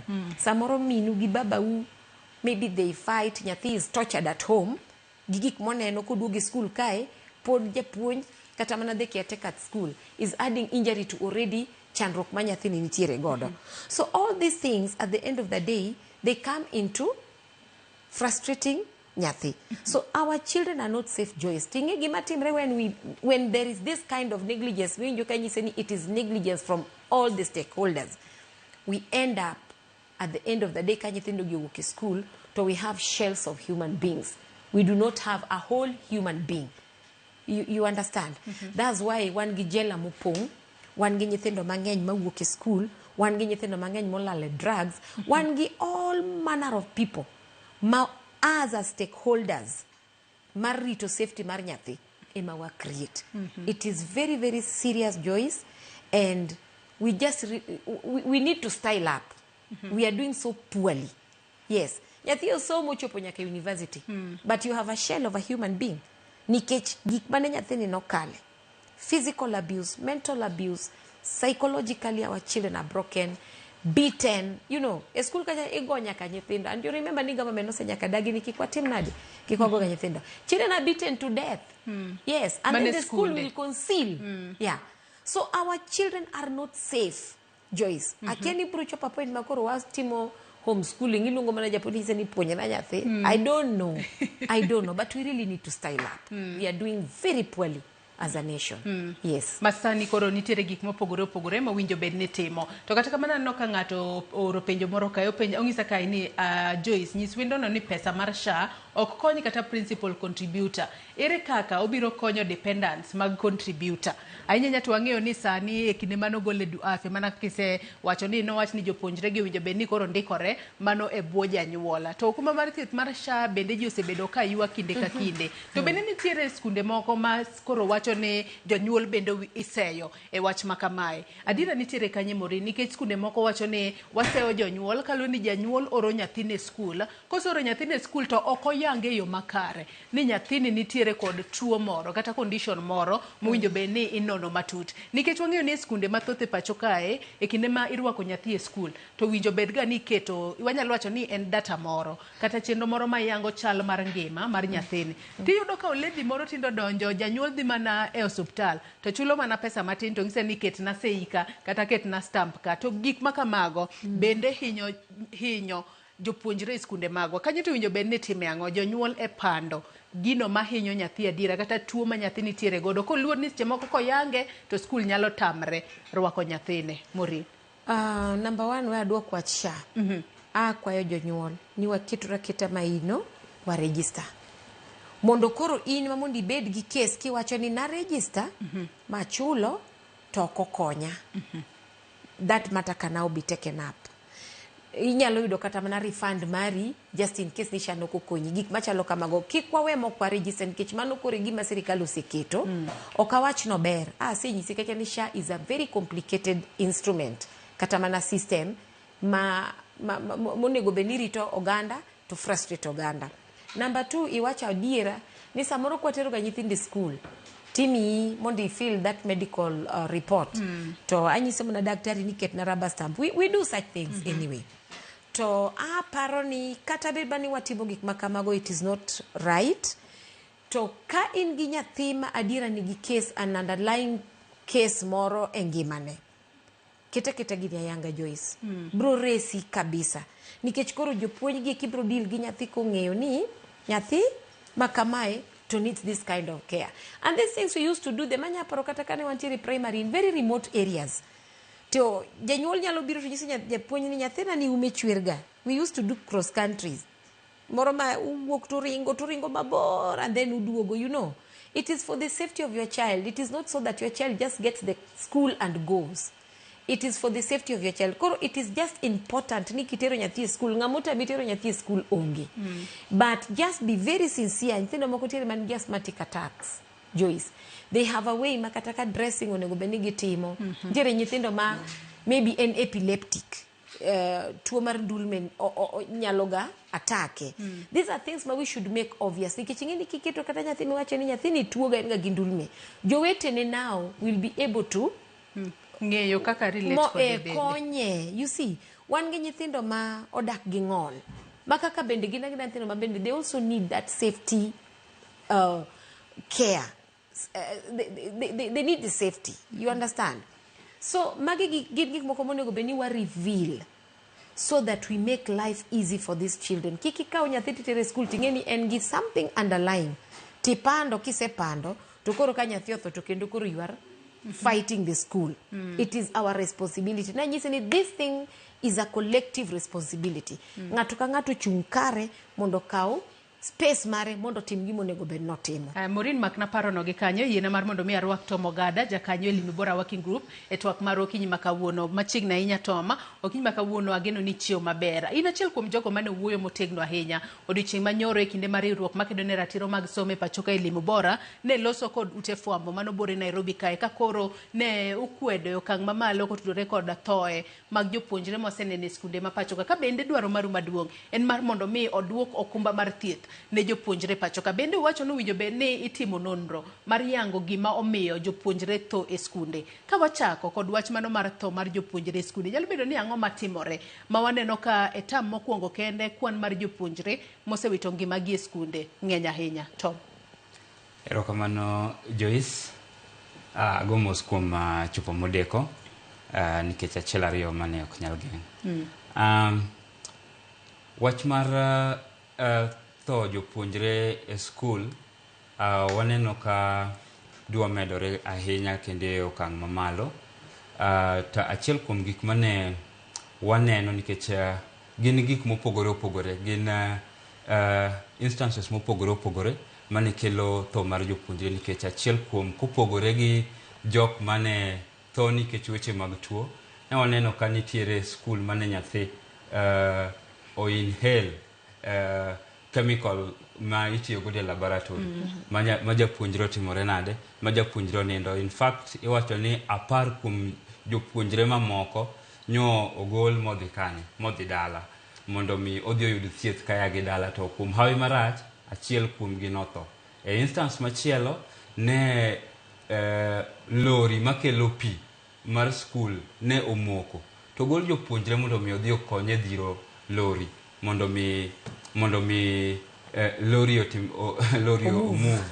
To kuom hawi marach ka lori duogo chien achiel kuom jopuonjre waneno ka nowito ngimane. E instance machielo waneno ka japuonj ogolo nyithindo mondo odhi otim practice mar go abal ka giikore ne competition kata piem mar go abal. To kuma ne gidhieno nyithindo owito ngimagi, nyithindo ariyo owito ngimagi kane gidhi japuonj otero mondo gipuonjre go abal e aora mar Tana. Mano instance machielo. To lakini wach ma bende koro omedore gi magi en waneno ka jopuonjre kapok ochopo e osiptal moko inyisowa ni otho instantly ka gichopo e osiptal. Nyathi moro inyisowa ni kane tugo e pap gi jopuonjre mamoko wetene to timore nade ogore piny kendo wito ngimane. Koro magi otha apoya kane otimore nade kane otugo gi jowetene. Koro magi gik ma ka wang'iyo to waneno ka gin dynamics, gin gik mopogore opogore lakini nitiere okenge moko ma waneno ni onego bed ni timruok nade monego bed ni kawo. King'iyo examples machiwogo gin instances mopogore opogore and gidwaro measures mopogore opogore.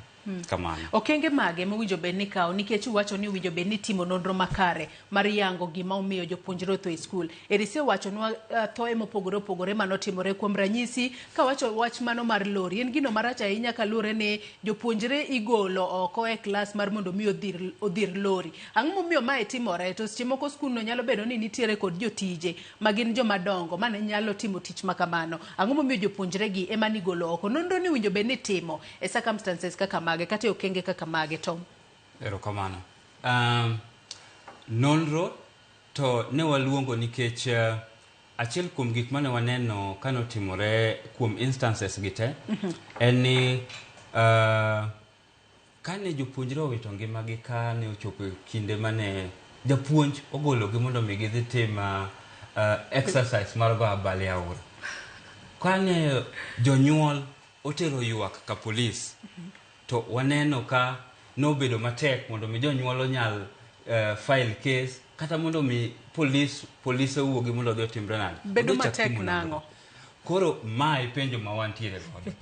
Ang'o momiyo nikech mano chalo kaka geng'o haki mar janyuol motimore nade mowito ngimane. Nochuno mondo mi e jumbe ariyo mokalo chien nochuno mondo achiel kuom wae riwruok marwa mar elimu bora okawo kesno kendo ne wakawo okang' mar tudruok gi IPOA kendo tudruok gi ofise mag polise mondo mi mano okang'no onyal timruok nade onyal dhi nyime.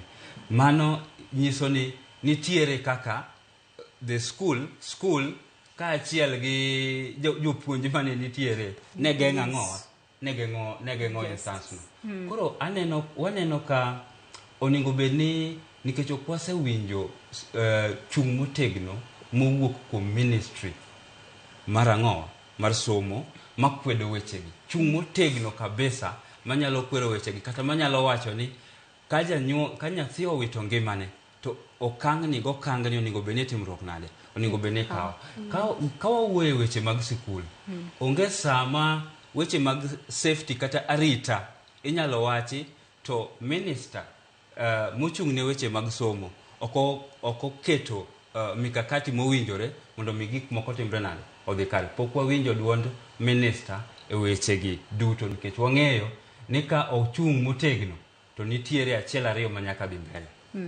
Ayiena mar mondo mi mak mana parono gi kanyo kaluwore ni pod nitiere matut ma bende dago mar puonji kata kamano ing'isa ni wendwa machielo mano Joseph Mang'uro japuonj moserutaya nitiere thuolo mar tudore kodwa achiel kachiel gi thuolo ni mar mondo mi en bende ong'iswa pache ni gin e kinde mane gintiere kata e kinde mane en japuonj maduong' e skul ne girito jopuonjre e skunde yo machalo nade mar mondo mi ogeng' thoe makoro waseneno e tam mokwongo ni kende Mwalimu Mang'uro yangore ni jopuonjre maderom aboro osewito ngimagi e skunde mopogore opogore e pacho kae e kinde mane in japuonj ma pod in e puonje klas kacha kendo jatelo mano mar skul arita mar jopuonjre nuketo ong'ala manyime yo machalo nade Mwalimu Mang'uro? Kamano jowi timo mos ni ok wanyal nenore wang' jowi kamano kuom ketat wakni ndalo mane an principal gimane timore nyithindo ka tuo to nitie hospitals ne obedo designed obedo approved ni onego bed ni nyithindo dhiye gi Edu Afya. Koro hospitals to nyathi dhi hospital to ka tuo ok en tuo e skul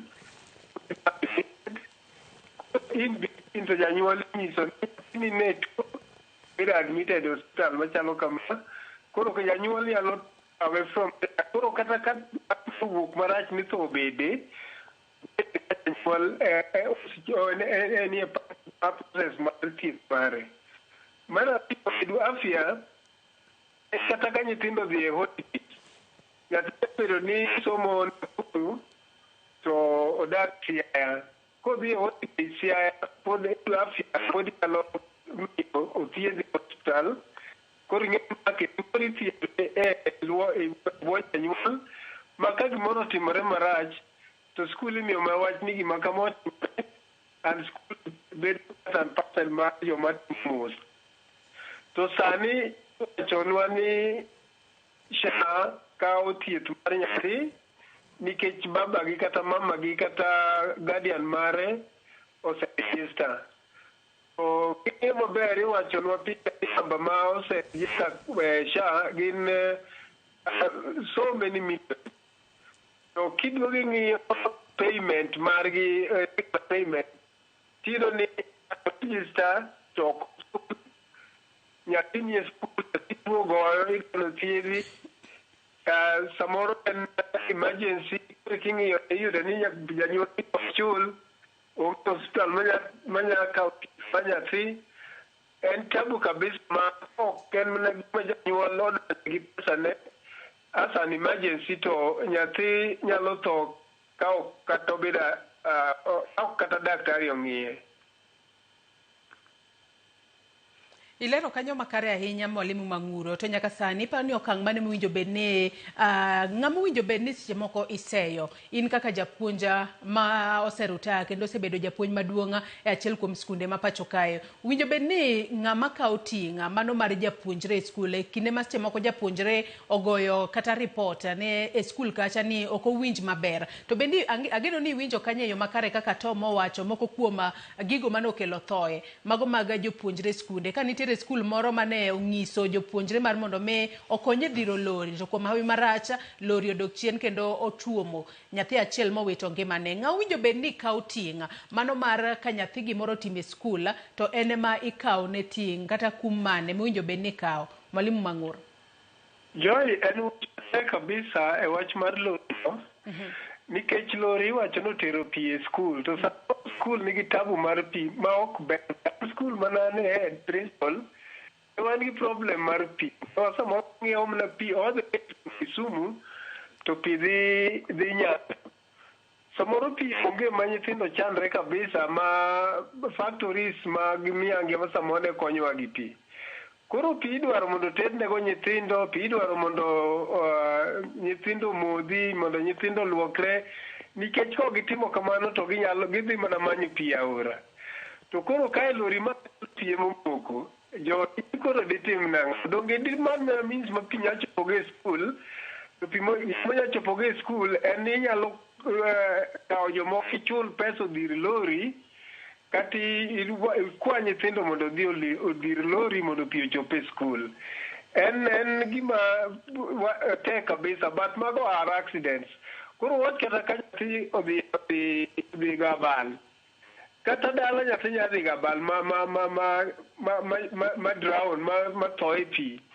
Gigi gin challenges ma samoro geng'o gi nyalo tek. Onge policy ni kelo ni mondo kik gang gigi nikech samoro nyathi anxiety cha odwa ni mondo en bende ogo samoro pi pok noneno.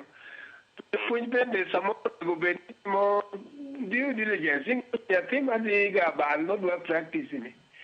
Ebe time mokwongo so osedhiga inam samoro kominyalo blame tek Joy to gimang'eyo ni challenges ma samoro principals be bedo godo sani presently ni capital pesa schools pesa tin ma wajoma chon gi wano luongo madho chunywa nikech principals ma chandre seriously no giyud magimete obedo marach nikech biro tek nikech pesa ni imiyo mikia kata mi higa mane nikech backlog nitie timo marach nikech ok gimi jopuonj ka mi telo jopuonj madongo ok gikapacitet gi mondo gitim gik monego bed ni gitimo.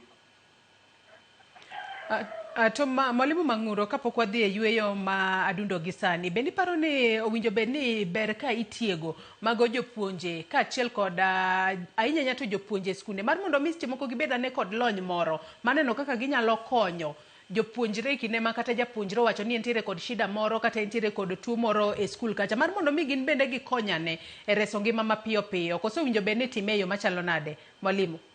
Iwinjo Joy mane react ga kik moko setimo kindi moro mane wacho ni counseling kata nyithindo ongo schools mang'eny guidance and counseling schools mondo kony nyithindo guide gi mondo paro maricho gibed maonge go. Nodhi mowacho na diere mane timore mapono duoko lalalala.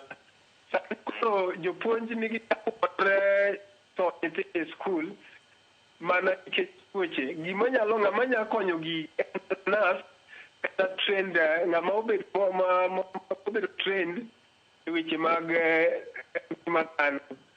So puonj pokanene college mipuonje en first aid kane kami puonje japuonj ni en obedo ni en puonjo ka tek life mar nyithindo.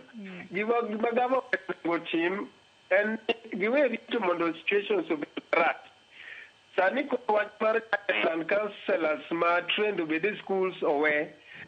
Sani koro gima chando schools en nyithindo. Ang'amono government act very fast. Most school report health workers are very trained.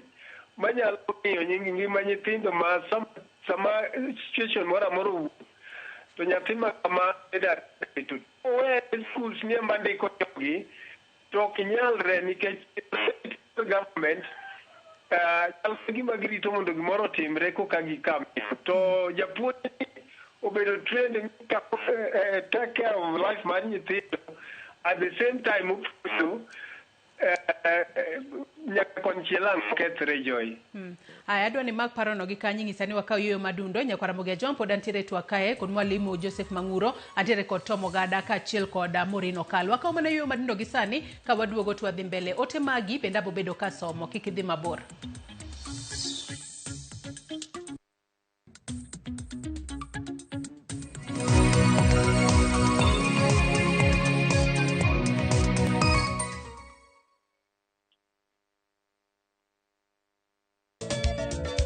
Machigni nyakoro monga jwange chenro mar ngoma owake. Wuok tich akelo ni mix bokwe. Kaito tichario. Reggae owake yani tunaongea na Majar Rastafara. Alafu tichadek nyakoro monga jwange akelo ni mana yani ngeni baka kiwasani. Tichangwana is kama nene yani kitambo zama za kale. Alafu Friday, si unajua tu Friday tunafanya namna hii nyakora magojong Friday supuzo wake. Sapara kidaka paga beach nyaka sapaga Rio kod An PDG Papa Vic yani ukipenda mzee kijana.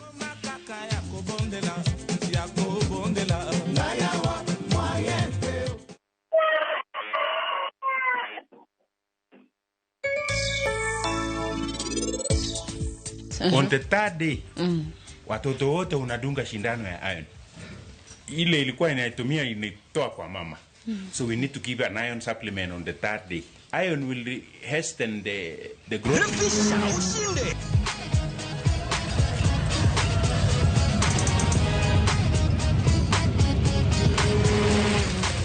50k ya Vasha ama MMF haingoji. Open and save in your KCB Gold Savings Account for a chance to win many prizes. KCB, for people, for better.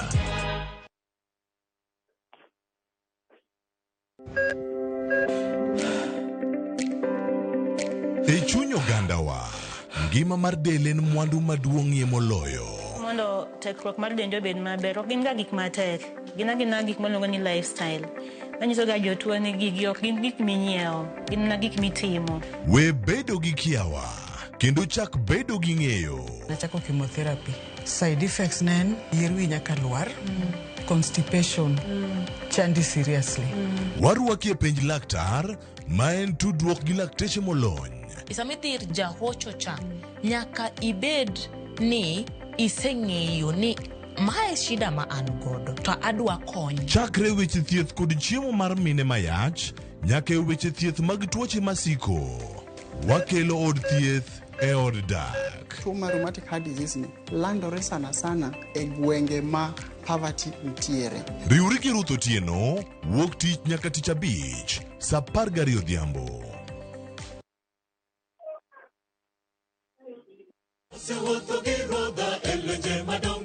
Ma en Injili ngima, Injili makelo ngima. Bironu sabato ka sabato, are saa 1 okinyi nyaka saa 3 okinyi. Wadhi kelonu chenro mamit ahinya. Jok manokosomo lesson, wadhi bet gi lesson mar juma.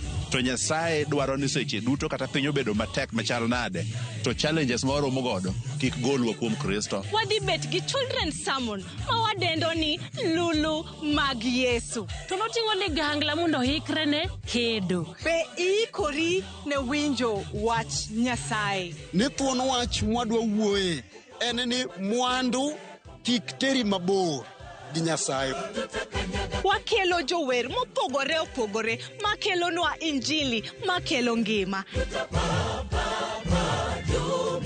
Okidwa koso injili ngima kitayou kod an Lorina Chieng.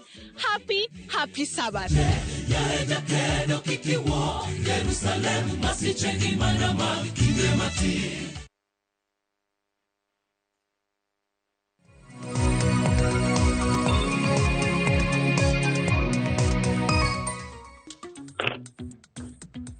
Nyakwara Mugejuang dakika na uchiela tok sariyo mar okinyi machiegni twak mar mokwongo e chenro mano mar Rupiny tielo mar ariyo wadongi daka matin kende to bobedo ka waloro twak mar okinyi makawuono metudri kodwa e lak sechegi kapod antiere kae koda Tom Ogada jakanyo elimu bora working group Morino Kala jalonye weche mag somo kachiel kod mwalimu Joseph Manguro japuonja moserutaya watwako tudore koda tho mago maga jopuonjre e skunde kwa dhi mbele kotwak marwa Tom Ogada nyoro nugolo kwayo mar mondo mi odwoka ne okumba mar thietha mano mar jopuonjre skunde mopogore opogore pacho kae ma kodwoki bende nyalo konyo e dwoko piny kata tieko midhiero mwaneno mago mag tho mag jopuonjre skunde. Tom. Erokamano Joyce. Edu afya kane pok ogole kane sirikal mokalo mar Jubilee ne tiyo kode no cover nyithindo maromo 3.4 to the moment manogol Edu afya tarik 31 higa mar 2023 dwe mar 12 nyithindo te mane Edu afya cover gimora mora mane timore norumo gi kanyo kane ji nigi geno ni jogi te dhi donjo e SHA to mano waneno ka nitiere ng'ikni moro ma osebedo ka nitiere e tielo mokwongo mane SHA obiro nonego be ni waneno kaka progress mane dhi timore to kaluwore gi kaka gik moko seringo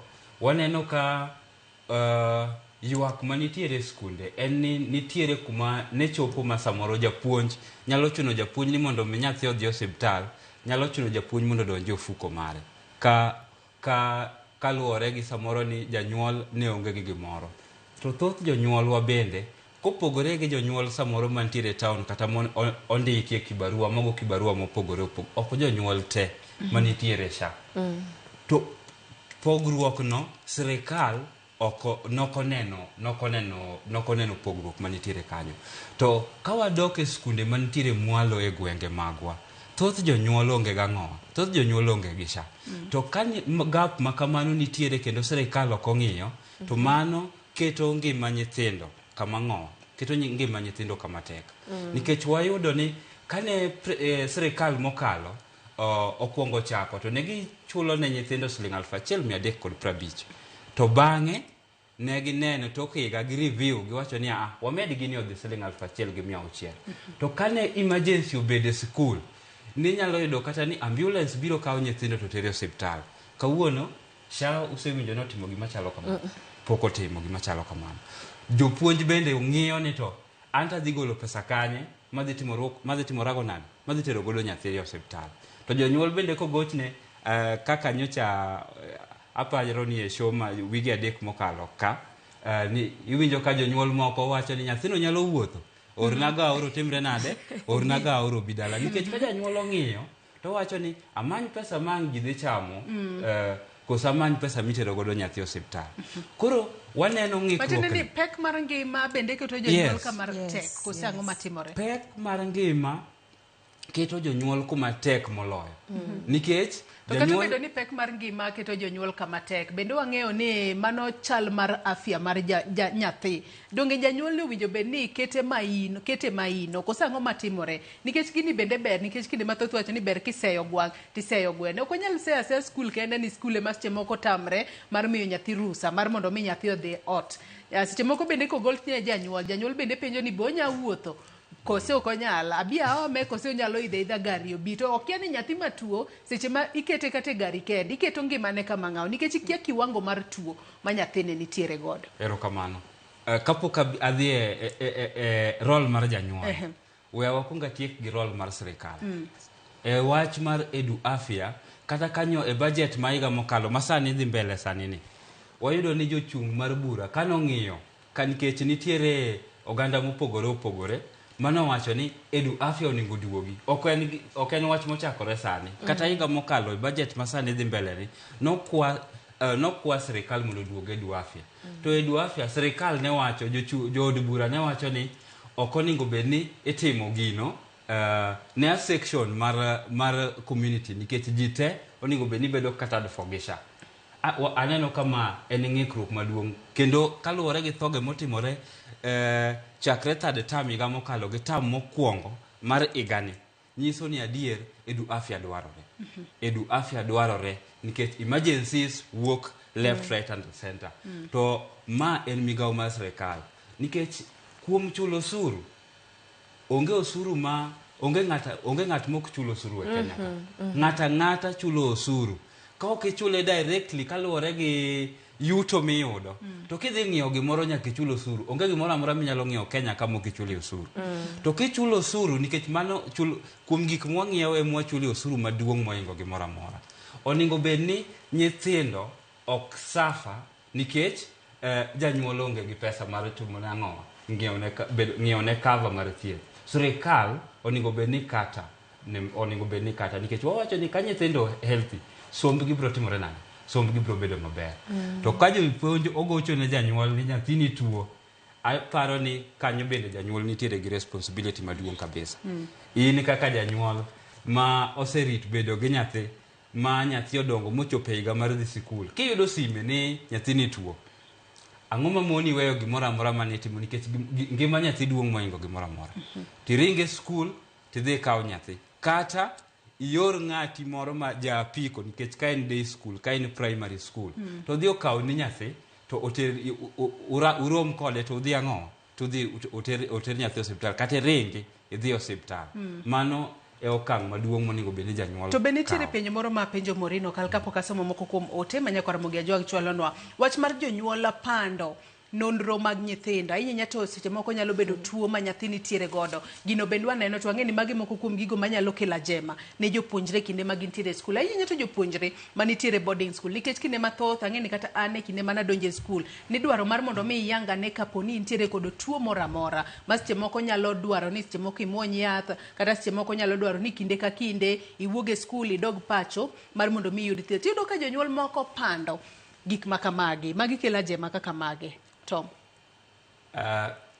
Adwa wacho maonge luoro ni mano korka neno ni mano negligence. Nikech ang'eyo ni janyuol bro wacho ni otemo geng'o ne nyathi discrimination kata gik moko ni ji kaka ji bro wuoyo kuome kata kaka ji bro nene. Lakini ka kiny ngima nyathi oseinyore tibro chako ywagani kaka janyuol. Ka kiny ngima nyathi osetimore nade? Ka kiny ngima nyathi oseinyore. En responsibility, en jukumu mar janyuol. Nyaka mondo mi nyathini bed safe, nitiere an gi migawo ma nyaka timre nade? Ma nyaka kaw. Koro e okang'no janyuol onego bed ni tudore gi japuonj mondo nyis japuonj ni nyathinani to nigi chandruok machalo kama. Nyathinani to nigi chandruok machalo kama. Kuneno ka gima kama otimore, kikudeki, the first thing monego tim, ringuru tere ang'owa nikech ma e history mare gi tuo ni. To ka waling mok wa disclose ne japuonj. E school japuonj ok en daktari. Ka gino biro japuonj ok nyal pimo nyathi mayod ni mae chandruok mar nyathi kata mae history ma nyathi nitiere godo e yore mag thieth. Janyuol nyaka disclose, mano responsibility mar janyuol. Nyako disclose. To nono obro wito ngima nyithindo mang'eny e skul. We asoma ne moko kuom ote ma nyakwara Mogi Ajwang' chwalonwa, inyisa kae ni oyawre skunde moko nitie man mabor gi osuptal makelo shida. Dokta owinjo bed ni nyathi skul kobiro to ithiedho to dok skul, pesa baadaye. Mano Jayalo John Jakasangwa kani Mombasa. Erokamano ahinya kuom ote makamano. Ote machielo ma nyakwara Mogi Ajwang' chwalonwa, Ajos Joseph ng'isa kae na winjo twak kantiere Gashie. Penjona en ni debed ni tinde skunde nyithindo somegi moko kuomgi skundego ilame jochiende ma sama gineno ni gidwaro remo to gigolo nyathi ji kaka sacrifice. Mano paro mano mar Ajos Joseph kokalo e Facebook kacha. Ote machielo ma Nyakwara Mogi Ajwang' chwalono Makafande Abdul wacho na sedonjo aneno chenro ka ntiere gwenge mago mag Ombei. Martin Odede bende wacho kae noneno e yo makare ka ntiere Kericho. Vincent Onyango wacho kae ni curricula okethore. Teachers are not serious e wi tuoche ma nyithindwa nigo e sama gine skul. Mar adek wacho ni powered masanigi bende onge gi luor, they are indiscipline. Mano pacha Vincent Onyango. Ruth Nyathi Ochieng' bende ng'isa kae ni wach mar nyathi kowacho ni tuo to inyise ni owuondore ok owinjo timre sani. Ndalowa ema ninyisowa ni waluoro penje emomiyo wafek tuo. Sani piny olokore, tuoche odhuro. Nyithindo mathoth wuotho gi tuoche e dendgi. Maka nyathi owacho ni tuo to kaka japuonja nyaka ikaw hatua. Afadhali itere osuptal, daktari odhi ofweny mbele ni owuondore moloyo deny rights ge. To in kaka japuonja ise play part mari. Mar ariyo owinjo jolony e weche thieth bedie sikunde te, ok national schools kende, ma in case of any emergency to gi handle japuonj first immediately manyathi tuo to nyaka gochne janyuol whether it's a serious case or not. As a human being you never know. Mar adek wacho ni nyaka janyuol yang chal nyathi chieng' mobedo admitted e skul no. Aparo ni mago nyalo konyo ni mar thoe medore e yo makelo luor. Sirikal owinjo kaw hatua kanonro mar tho kanonro mar tho nyathi. Nyiso negligence mar japuonj owinjo japuonj binago kawnegi hatua mager mondo obed puonj ni jopuonj modong'. Nimar jopuonje moko richo, especially female teachers in girls schools. Wacho kae ni ok ang'eyo ga ni shida gi en ga ang'o. Mogik wacho ni to ber ka sirikal identify specific hospitals in every county ma nyithi school nitiere ka gituo to ka japuonjre ongesha to inyalo chiwne gi thieth maonge ubagusi. Mogik to thoth jopuonjre go through a lot. Mae bende nyalo nyayo thoe binago.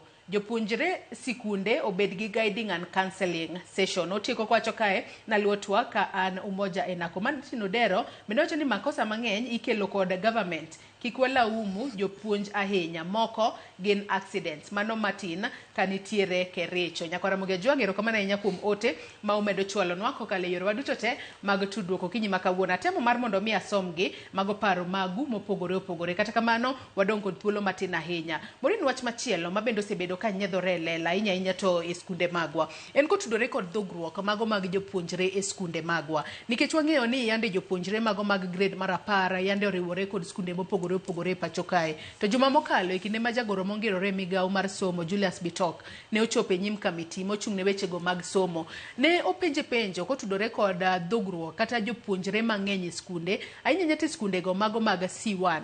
Miwacho ni nitiere skunde moko ma ne admit kata norwako jopuonjre mokalo kiwango kata kwan mowinjo bed ni gikaw. Gino mamiyo nitiere skunde moko klas owinjo bed ni nitiere kod jopuonjre 45 tiyudo ka klas nitiere kod jopuonjre 100. Dhugruok mano mar nyithindo e klese kata kuonde mag nindo, mano bende nyalo hinyo ngima japuonjre skul e yo machalo nade Morin? It is very risky, Joyce. Iseneno kata mana ka wasebedo gi cases kaka inyalo nilongo ni Endarasha school ma nyithindo ne ng'eny to machauza private school. Enene manyo pesa ma keluru jonyuol kunyalo kelo nyithindo to keluru because I'm looking for money, I'll take as many as possible. Yet government nitiere gi guidelines ma onego bedni kata capacity monego bedni nyithindo ing'iyo. Student teacher ratio en 1:45. You get dormitory depending with the size nitiere gi safety guidelines monego bedni imegodo sure ni dormitory is. Teyudo kamago gin gik moko ma at the end of the day we are seeing total negligence, rush for making money. The government bende, especially Sirikal Mountain Godo Sanini Joyce, Akia Alungeni, it's a very happy government.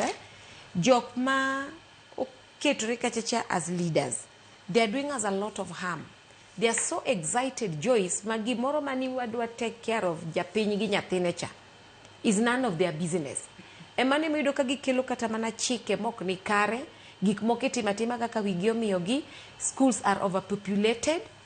Nyithindo ok ging'eyo ni damage mane magikos ne nyathi nikech Joyce kinyala nyala ng'iyo the number of students monego bedni bedo godo kata mana in a dormitory mi rito maber.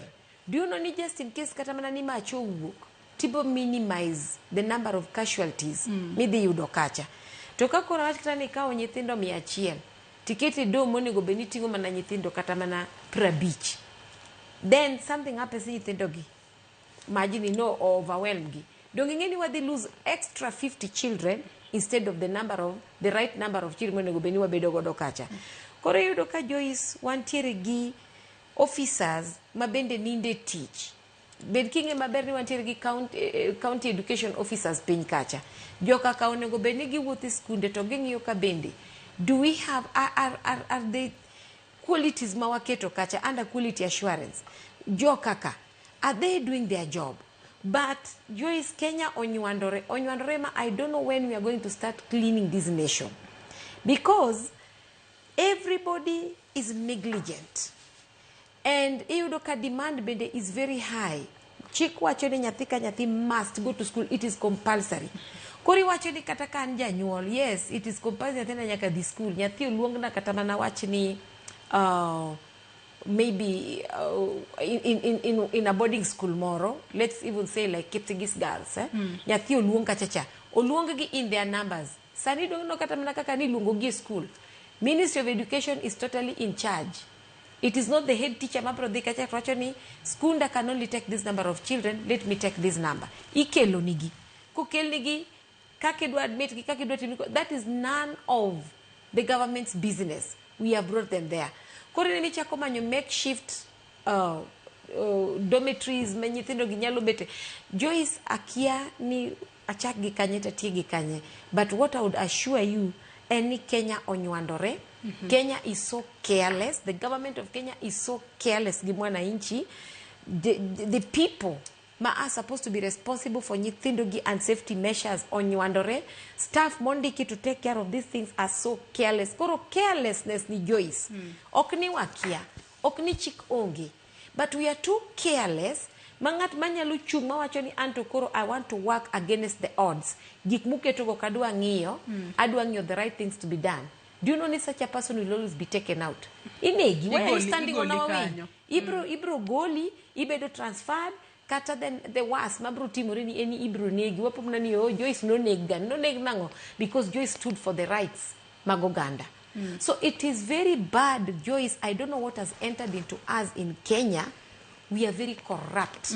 Our minds have been corrupted. Magik mawatimo are just upside down. We wawinja ne pacha Mwalimu Joseph Mang'ura ngeni podo ore oluwo twaka achiel kachiel kama otudore kodwa kokalo yor simu okinyima kawuono. Mwalimu Mang'ura dhugruok mano mar jopuonjre e skunde. Ere kaka mano nyalo bedo ni miyo japuonjre chal mare kata chal mar arita mare ok bed makare e skul kacha. To kapo ni skul orwako jopuonjre mathoth mano moheo kiwango mowinjo bende girwako. Ere kaka mano bende kelo peka ne jopuonj e skundego nikech mana kaka winjo ka Morino wacho winjo bende japuonj achiel kaber to bedo kod jopuonjre 45 kende. Tiyudo ni moko kuom kilese ma sani nitiere moko kuom skunde orwako kata jopuonjre mathoth mokalo kieo mowinjo bedi. Mwalimu Mang'ura. Kamano adwa wacho ni dungruok matinde sani wanya wacho ni dungruok nikech samoro ng'eny e klas kaka janyuol wacho ni nyithindo 15 e klas. Sami neno wuoye higa ni classrooms mane jo form 2 occupy the whole system form 2. Go ni nono te sani schools. Che an gi grade 10 form 3 gi form 4 ke. Gruok e class ya timore mo nikech jopuonj ematin nyalo bedo timo omo to nyithindo gi nyalo ket e classes gi ma ok gidhungore na kaka ratio dware 45 to 1 teacher. To nikech sirikal nigi priorities marom gin koro sani king'iyo jo yajo ni every sub county nitie ministry gi TSC employees mag government. The county employees mag ministry. Region employees mag TSC ministry. Jogi ngeni tiyo ma opore ahinya onge ma education of work ma samo gila teach. Koro tiyo employing this kind of people onego beni jopuonj bedo employed kaito namba ma jopuonj bedo moromo makoro nyithindo ok dhungre e klas kaito igero ne nyithindo bedo ma boarding rooms to sani kaka samo wuoyeni government wacho ni en 100% transition. No gidwa ng'eyo capacity ni romo nade. Idwa ni mondo ikaw nyathi. Mineno ka sani bende kelo problem nikech sami ikaw nyathino samoro ikawe situation moro mane nyaka. Koro gik moko mang'eny ming'iyo ka onge. Samoro nyathi tuo ka ne wasewacho cha. Nyathi onego ni mwonyo yath moro ne condition moro. Ok idwa wacho nikech samoro ma gimiyo nyathi ok rwak e skul. Koro nyathi bende samoro because of trauma ok gidwa ni mondo jowadgi ong'e ni gituore. Nyathi ok mwony yath nikech oluori bo wach ni otuo. Sama koro tuo ewe makoro idwa ni mondo koro odhi dala en already nyathi makoro emergency case. Omiyo dungruok ma nyithindo e skul en chenro marach mar sirikal. Adwa wacho kendo Joy ne conference mar Catholic bishops ne luwo weche moko mang'eny kabisa mag chanjo. Ne giwacho ni gimoro rach e chanjo. Adwa ni mondo kiyie to chieng' moro ibede gi jo Catholic mondo ipenjgi ni to chanjo gi tinde giber koso nikech tinde ok wawinj ka giwuoyo ahinya wechegi. Mogik kendo madwa wacho Joy en ni ji ng'aw kata wan mwuoyo kar kata imiwuoyo kata jok ma okal go gada ma in gi stud kanyo ji ng'aw piny ni ji tuo te nikech type of food kata mana environmental change ma wadhi through. Dhano tuo te. Omiyo tuo kik wakaw katugo makata wan joma dongo ok ne nyithi skul kende. Samoro wan watho en mazi to ok wach nikech wan waonge limelight. Omiyo tuo onego bed ni sirikal kawo ne atua matek. Ka nyiche lando ni SHA okethore, an ng'eni nawe ni en tugo, nawe ni en gimoro ma fake news. Nikech ka nolande CEO nowacho ne ok osign kata Bugo landa ni SHA ni ok ti ni okethore. Chalo ngero, what happens? Ang'a koro timore ne ngima dhano ka koro SHA emok ti. Omiyo sirikal nyaka kaw motegno kabisa wach mar citizenry kata mana mar nyithindo ahinya ahinya e skul kama gidhungore mang'eny. Mwalimu Mang'uro yiena mar mondo mi ami thuolo mar mondo mi ichiw wachni mogik kotudore kod thuon wach mano atwake okinyi ma kawuono. Thuolo marwa ema dhi karumo. Mwalimu Mang'uro mogik ka watieko.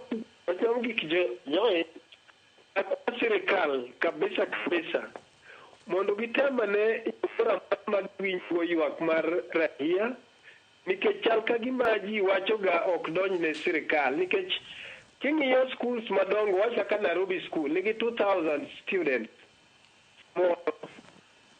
School moro nigi nyithindo kata mana 200 kende. Tiyudo ni pesa capitation mitiyo ne school gi namba mag nyithindo ok lure gi level mar development mar schools gi. Omiyo sirikal onego ne yo moro ma equity gineno ni schools matindogi bende nyalo develop kaka schools madongo, nikech schools madongo biro ni infrastructure margi gisetimo ma gitieko. To pod every year yudo kimiyogi pesa mang'eny maloyo skunde matindo mag sifogi.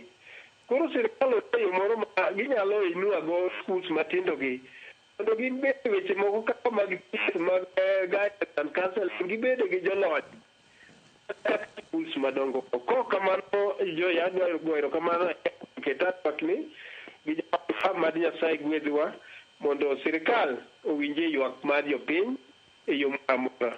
Erokamano ahinya Mwalimu Joseph Mang'uro, japuonj moserutaya, kuom kawo thuolo mari okinyi ma kawuono mar mondo mi iriwri kodwa e twak. To Mogada, yiena mar mondo mi bende arwaki e twak e thuolo matin mwantiere godo kapok watieko twak mar okinyi ma kawuono. Wach mar dhugruok mar jopuonjre e skul, ere kaka mano hinyo ngima mar jopuonjre masomo e skunde mopogore opogore ma pacho ka? Erokamano Joyce. Dhugruok aparo ni ok en gima opoyowa, ok en gima opoyo sirikal marwa. En gima kata wan diere mane wantiere e skul, en gima sana ne nyaki ne, nikech tinde kate mostly tinde kate public primary schools ibro neno ka dhugruok. Ok en gima nitiere, ok en gima waromo godo e secondary kende kata e mbalariany kende. En gima sani ni malo ahinya. To namba achiel, gima mokwongo quality mar somo dok piny, nikech ka japuonj en achiel e klas to nyithindo oket desk ma kata kaka japuonj nyalo wuotho machop e kom machien kata e room machien onge, nikech namba yudo kata ka nyithindo gin 80 kata nyithindo gin 100. Ere kaka japuonj biro chopo kuom nyithindo mantiere chien kocha? Mano nyiso ni nyithindo ma nigi awach ni slow learners ok bi gen e okang' mowinjore monego bed ni gitimore nade gigen. Koro japuonj biro dhi mana gi jomoko matin, to thoth nyithindo nikech ji ok ringo machalre, thoth nyithindo biro dong' ang'o? Biro dong' chien. Koro mano namba achiel, quality mar somo wabiro neno kodok chien kendo biro kethore kabisa. To namba ariyo en chal mar ngima, health mar nyithindo, nikech kaluwore gi ka planning otim kata owinjore bed ni timo, infrastructure oketi kaluwore gi population, kaluwore gi namba mar nyithindo manitiere e skul. Koro namba achiel kuom gik mwadhi neno ka nigi chandruok, wabiro neno ka kata choche ma itiyo godo e skunde ibiro neno ka gin overwhelmed. Ibiro yudo ka ages mopogore opogore koro chako riwore kuonde mag konyruok, to mano biro keto ngima joma tindo kama ni matek, kendo biro nyalo expose gi ne tuoche mopogore opogore. Koro wabiro neno ka tuoche bende nyalo timore nade, tuoche bende nyalo medore. To namba 3 kendo anyalo wacho on best kendo wach quality en laboratories. Laboratories achiel kuom gimomiyo ji ne ringo mang'eny ka yiero C1 schools kata national schools en ni nitiere facilities moko ma C1 nigo to C4 ongego. Koro onge ng'ama ne dwaro yie ni mondo ter nyathine e sub county schools nikech nitiere facilities moko matimore nade, nitiere facilities moko ma onge. Lakini ka ji oringo modhi kocha te kuma gineno ni facilities mantie kacha ka ok dhi romo nyithindo ka. Koro gidhi bedo matin ne nyithindo ka. Koro ibiro yudo ni nyithindo ok timre nade. Chandruok manitiere en planning. Ka wang'iyo iluongo ni medium term plan, kata king'iyo plan mar the education sector, mane gi plan nyaka kuma wachope higa masani budget masani wadhi godo nyime sani ni. King'iyo aonge plan malong'o e loso facilities kata infrastructure e school. Kimanyo namba mar kata classes, kata sani e budget masani ma iloso mar higa mar 2026 2027 owache ni idhi ger sirikal chano gero classes 20,000. Classes 20,000 gi ok wang'eyo ni idhi ger gi e primary, ok wang'eyo ni idhi ger gi e secondary, ok wadhi ng'eyo ni idhi ger gi e level mane. Okay? To bende kidhi e plan mar sector mar somo, king'iyo tibiro yudo ka gin e sector plan margi higa mar 2026 2027 onge namba mar classes manoketi e plan mar classes monego bed ni timruok nade, monego bed ni gero. Gimachielo kendo manyiso ni sirikal okoikore. Mapiyo piyo kwa tieko. Manyiso kendo ni sirikal okoikore. Kidhi e budget mar gero gik moko e skunde miluongo ni development budget. Ibro neno ka e basic education kumwa wuene. Budget mar development sirikal noduoko chien e budget mapok osom sani mako kiloso sani ni. Budget oduok chien ogol mar nini ogol siling bilion 18 oduoke nyaka bilion 16. Mano nyiso ni ang'o ma wa expect. Wa expect niya ji onego beni rito ni C4 schools. Idhi gere more classrooms, idhi gere more infrastructure. Lakini mano ok dhi timore okang' mowinjore nikech budget onge motimruok nade. Mogik e bonyere 30. Mogik sirikal oket chenro mar duoko edu afya. Nitiere jonyuol mang'eny maonge gi SHA. To nikech mano nyithindo ni kuond matek. Mar ariyo en Ministry mar Education. Nyaka gibed gi plan makare nikech gimachielo mwayudo ka en ni the quality assurance officers manitiere county kata manitiere national level ok tim tich mowinjore. Ka nyithindo nyalo bedo e class dhano 100 onego beni wapenjore ni to tich mar quality assurance officers en ang'o be gitimo tijno. Morin mogik 10 seconds. Anda nyis jonyuol ni ting' musalapi. Sirikal is not there for you. As much as let us also press them to make things right. Yeah, but in the meantime, just carry you across. Erokamano ahinya Morin Okal, jalony weche mag somo, Tom Ogada, jakanyo elimu bora working group kaachiel kod mwalimu Joseph Mang'uro, japuonj ma oserutaya kuom kawo thuolo mar okinyi ma kawuono mar bedo koda e twak. Nyakwara Mogi Ajwang', in bende agoni erokamano ahinya kuom bedo kodwa nyaka gisani mwachopo e giko mar twak moro mokwongo e chenro mar piny. Owinjo bed ni arita mano mar jopuonjre e skunde mopogore opogore e pacho kae obedo ting' mar ji duto, bed janyuol, bed jopuonja kaachiel kod sirikal mar mondo mi kik wane japuonjre moro amora kowito ngimane e skul. Nyakwara Mogi Ajwang', akawo yueyo madundo gi sani. Chenro mabiro bang' ma en tedo gi chiemo gi Jael Lieta. Oriti masani, nyinga Joyce Oduor.